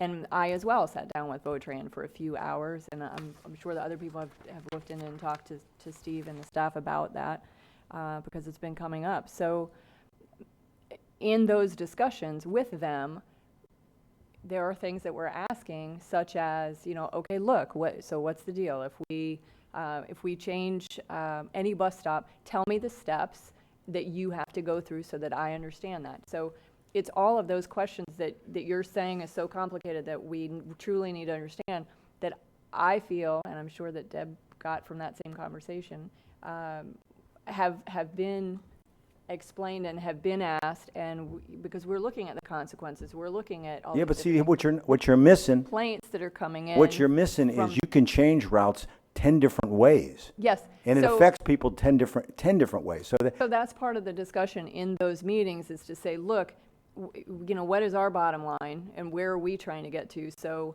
I'm telling you, you know, that is your job as Votran department, because you're knowledgeable, Steve's knowledgeable in that area, those people are knowledgeable in that area. You know, we can't know everything. So that's your area of expertise. So we're telling you, you know, this is where we would like to go and why. So you tell us the several different options. So not just one way, or that it not happening is not, to me, it not happening is not an option, because several years ago we said, okay, we're cutting it. To me, I'll just give my opinion, but to me, now we're at a point where we're growing, and current existing service, we need the existing service to be reevaluated, so not just for growth, needs to happen. So telling us that it's just can't happen is not an issue. So we put that across, we put that off the table. That's not what I'm saying. I know that's not what you're saying. No, what I'm saying is that here's the big question. If you are open to spending more money, you can do anything you want. It'll make it a lot easier. That has not been what I have been told as manager. Right, and that's what we want. We want to get past that. We want to all understand that all of the things that it entails, they're not necessarily bad, and they're not necessarily the end. But we need to know what they are so we can go forward. We might find out that we might be, for that three-fourths of a person, and maybe two other people, we Uber them every day. Right. You know, that might be cheaper than $1 million. One county actually proposed using taxi service for the number of people they had, and figured out they would save $8 million a year using taxi. I'm kind of joking. I'll say this. The council decides the way they want to do it, okay? I'll implement whatever you want. But what I'm wondering is doing a workshop on every single one of these issues, if we are already specifically having meetings. I think that's what he said. He said these are items that have to be addressed with take action. Most of these that are there. They're not workshops. They're not workshops. You should take the title workshop. We're going to off have the the top. one workshop. Those From are out things of that, we can have the other ones. There's other issues that we all would like to see that are going to come out in the workshops. Okay. The first open shop time. Talk time. Thought what you would tell me in the open is which ones you want to workshop. Okay, I definitely think the public should know as much about what's going on with Votran and everything as possible. I just didn't want to be wasting time by having a Votran workshop. Yeah. Okay. Yeah. I think we've exhausted it. But this has been fun. We drowned that cat I down think, in the river. Okay, now then we can move on. If I find out where we are, I'll know where we need to go, which I think is. Just wait, everybody tell you where to go, Mr. Chair. I would rather Dr. Lowry tell me where to go, because I like where he's going to tell me. I want you to tell me where give me the options. Give me the options. Okay, I think it's item 30. 33, sir. Pardon? 33. 33. That's what I was. There we go. Trying to find 33. What's it doing there? It's my problem. Go ahead. I've got to find my, it's not even on my sheet. Surely it's here. 23, 23, That's okay. 27. It's on page 12. Here it is. Well, my iPad's not working like it, not going to those things. This is the Health Planning Council, and there's an applicant that's up. Does anyone wish to appoint? Mr. Chair? Yes, sir. I got my little button pushed over here. I'm sorry. I'd like to nominate Veronica Oxford. Okay. Is there a second? I don't believe we need a second. Oh, we don't need a second on this? All in favor, say aye. Aye. Veronica Oxford will be appointed to the Health Planning Council of Northeast Florida. Item 34, the reinstatement of Theodore Yates, Jr., or appointment to the TDC. Nomination method, any nomination, and we have a vacancy. Is there a recommendation or a nomination for one of the two applicants? I guess that's what it is, right? Will this nomination come back up again in March? If I think one of them does. No, I mean, is that a term that's being filled? Some do, some come in March, some don't. This one is going to be for the remainder of the term for March 2019. The person who was serving, Mr. Yates, had resigned because he was being relocated, and they didn't relocate him. In that case, he's asking for reappointment back into the position, or Mr. Berkeley is asking to fill the position. I don't know either one of these individuals. I don't. You inclined to wait till March? This expires in 2019, not this year. The term Right. expires in 2019, Understand not in that. March of this year. I understand that. Okay. I'm not hearing it. But Cusack? Mr. Chair, I will offer a motion for continuance. Second. Motion's moved to and seconded to continue. Motion made by Ms. Cusack, seconded by Dr. Lowry. All in favor, say aye. Aye. The motion is continued to a time uncertain, I'm guessing. Now then, we will move. Now we're on the fun part, right? Reports. Discussion by council members. Discussion by council. We'll start tonight with Ms. Denny's, or today. Thank you, Mr. Chair. First, I want to send this down the dais. The other night, we presented a proclamation to Councilwoman Cusack for the Heart of a Servant Award at the AME Church. I just picked up extra copies that were at the table. This is what we sponsored the other night. It was a great event. It was a Councilwoman Wheeler was there too.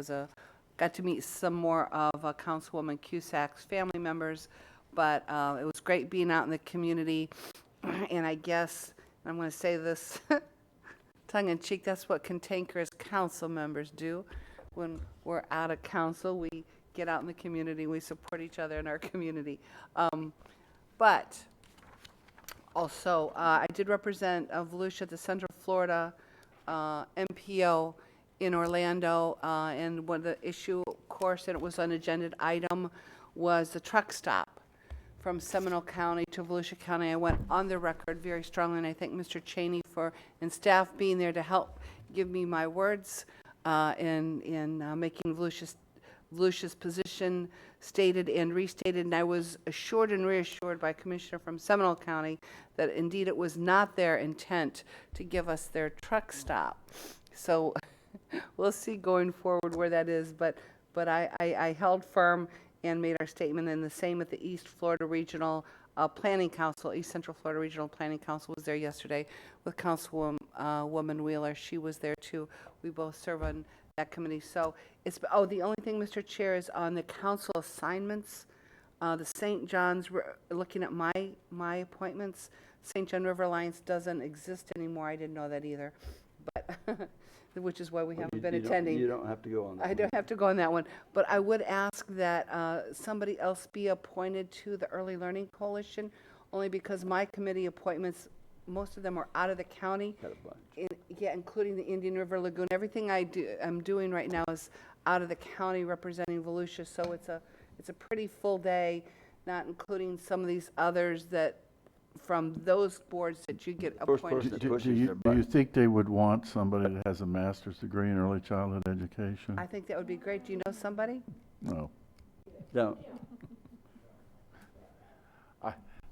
Nobody's pushing How the often do button. they meet? That's, I think just every other month. okay, I'd be interested in it. Early yeah. Learning Coalition. Okay. Okay. We don't, doesn't require a vote, but that's good. So you're switched to that, and I know this is out of order, but while we're switching, can I switch real quick? Sure. That's. He's also going to serve on the TDC. I've looked at it and looked at the schedule that I have and the fact that he did, and I think that he said he was willing to do that. I Yeah, think he'd be a it good only meets 4 times a year, so I can handle that. I'm Okay. really- that's, Thank you for taking that. okay, thank you. Schedules are rough. That's all I have, Mr. Chair.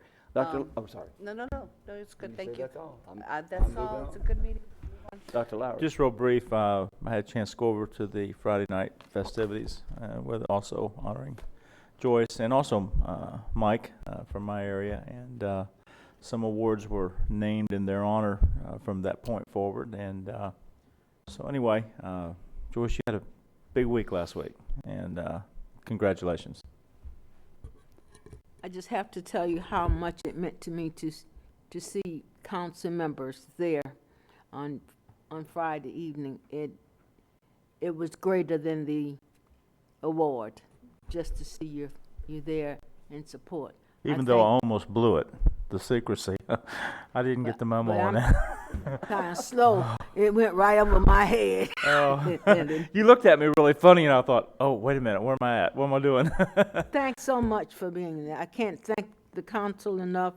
I can't thank those folks that came and those that thought about us on that night, but it was a wonderful affair, and I'm grateful that you would be there. Thank you so much. Heather, Ms. Post. So Joyce, I have to say that I'm sorry I was not able to be there. I had the honor to speak in front of the Florida Bar Young Lawyers Division on Friday, so I was there for that, and then also was able to represent Volusia County in the 2 law enforcement funerals this weekend, because it was a very taxing weekend. All day Saturday for the Master Sergeant, who is now Lieutenant Deborah, and on Saturday, and then the deputy funeral on Sunday. And but I would also like to point out about that I was very excited to hear when I was in the Ormond Beach City Commission meeting on Tuesday evening that that cop killer has been arrested. So I am very happy about that. But anyway, so I'm sorry I wasn't able to be there, but you were certainly in my thoughts. So. Mr. Patterson.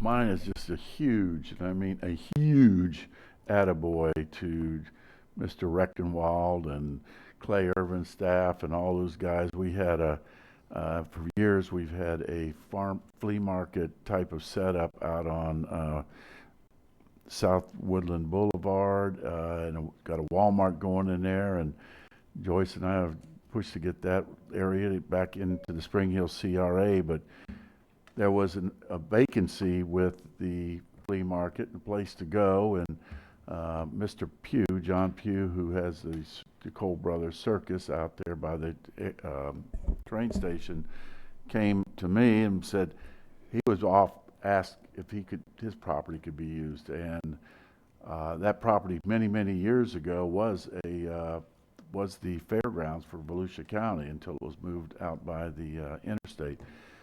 But through some, it was a pretty heavy lift for Mr. Pugh to try to get, and not knowing if it was going to work.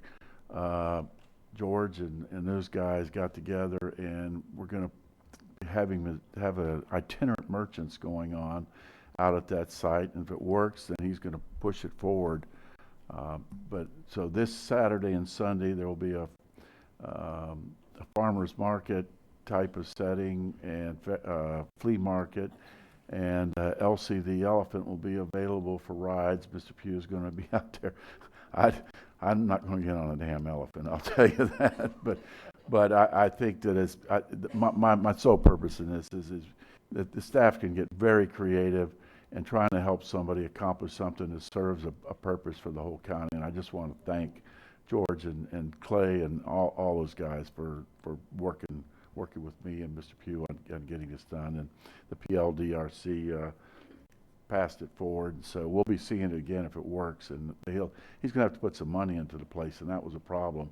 Why put $90,000 into something not knowing it's going to work? And this is one time we could really help somebody out. So, George, thank you, and thank all those folks too.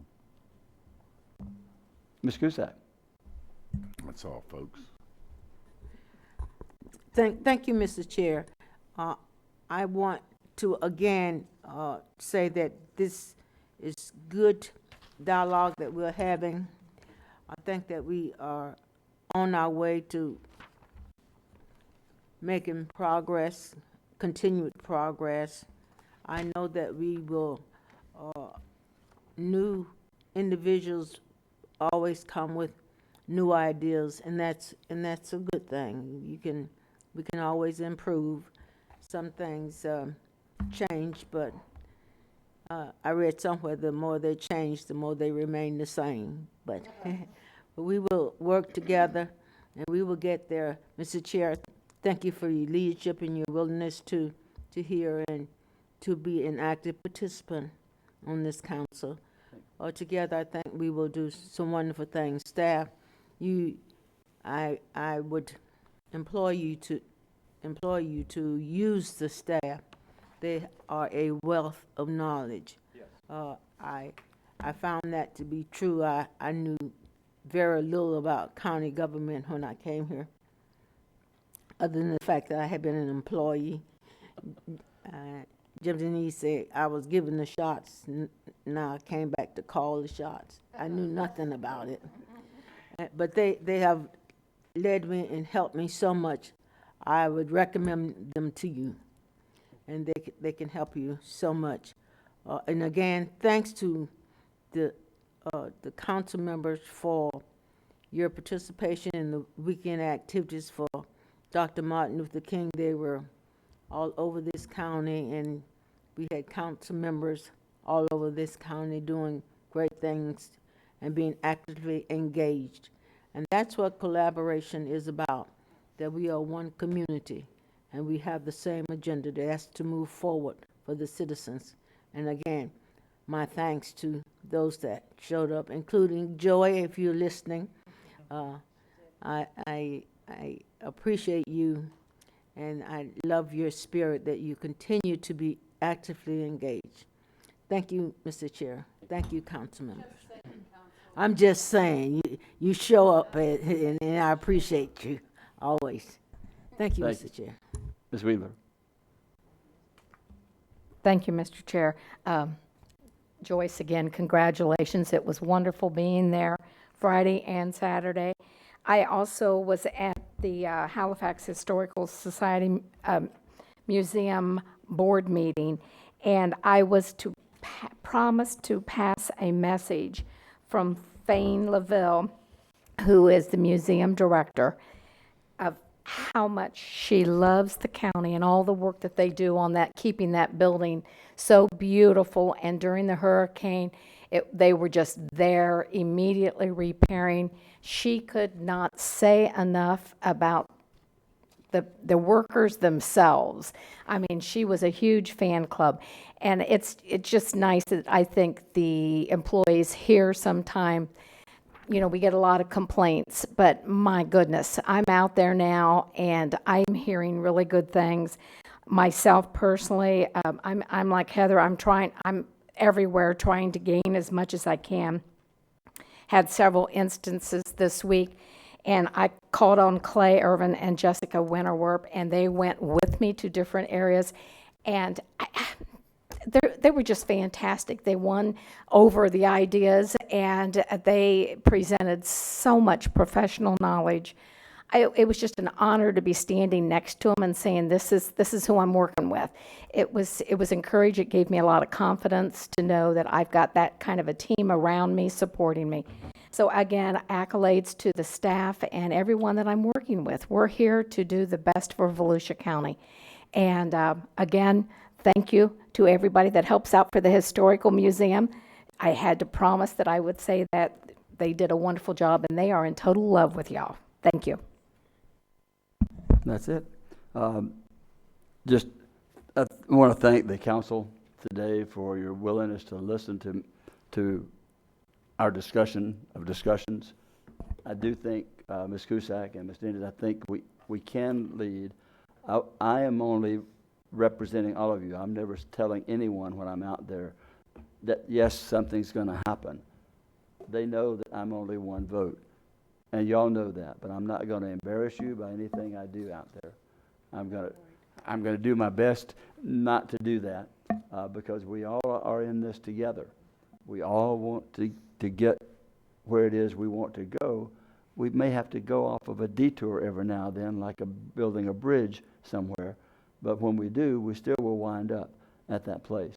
So let's just still hang together, work together, and we're going to make it. And I'm excited with the opportunity we have. There are a lot of things out there that each of you know that are in the works that are happening. There's job creation situations that are happening that all of you know that none of us will talk about yet. I don't know all of them, and I don't claim to, but what I do know is that I'm willing to learn and to listen and then to express those thoughts, because by listening to what's out there, that's how we can all lead collectively together. And thank you for that. One quick thing about leading. I'm going to propose that you think about allowing us to do a State of the City the way Frank Bruno used to do. State of the county? Sorry. Sorry about that. But what I was going to say, the next part was, I have a video of the last one we did. We did a video, and what we have done, which I would like to do this time, we incorporate each member in a part of that. So it's not just me out, and I will usually have a voiceover to do my part. People don't want to sit and listen to one person. I've already started talking to corporate sponsors to have this happen. We can do this. The public can be aware of it. I remember going to them as a member of the public, and people loved it. And it gives you a chance to put out and show what we're doing. So as we're going forward, we can have the pictures. I know you keep an archive of things that are going on, some videos, and then assemble those on things that we're going, accomplishments that we've made, accomplishments in each of the districts. And with your blessing or hope or approval, I'd like to pursue doing that. And that's the last request I have. And then Mr. Zinni? Only one small thing. It's a housekeeping thing. And this is all because I have to keep changing. I've worked for 20 different people, okay? So I get 20 different directions. One of the things I do on the agenda, it's almost impossible to figure out how long some of these things are going to take, because it has to do with what questions you have and things like that.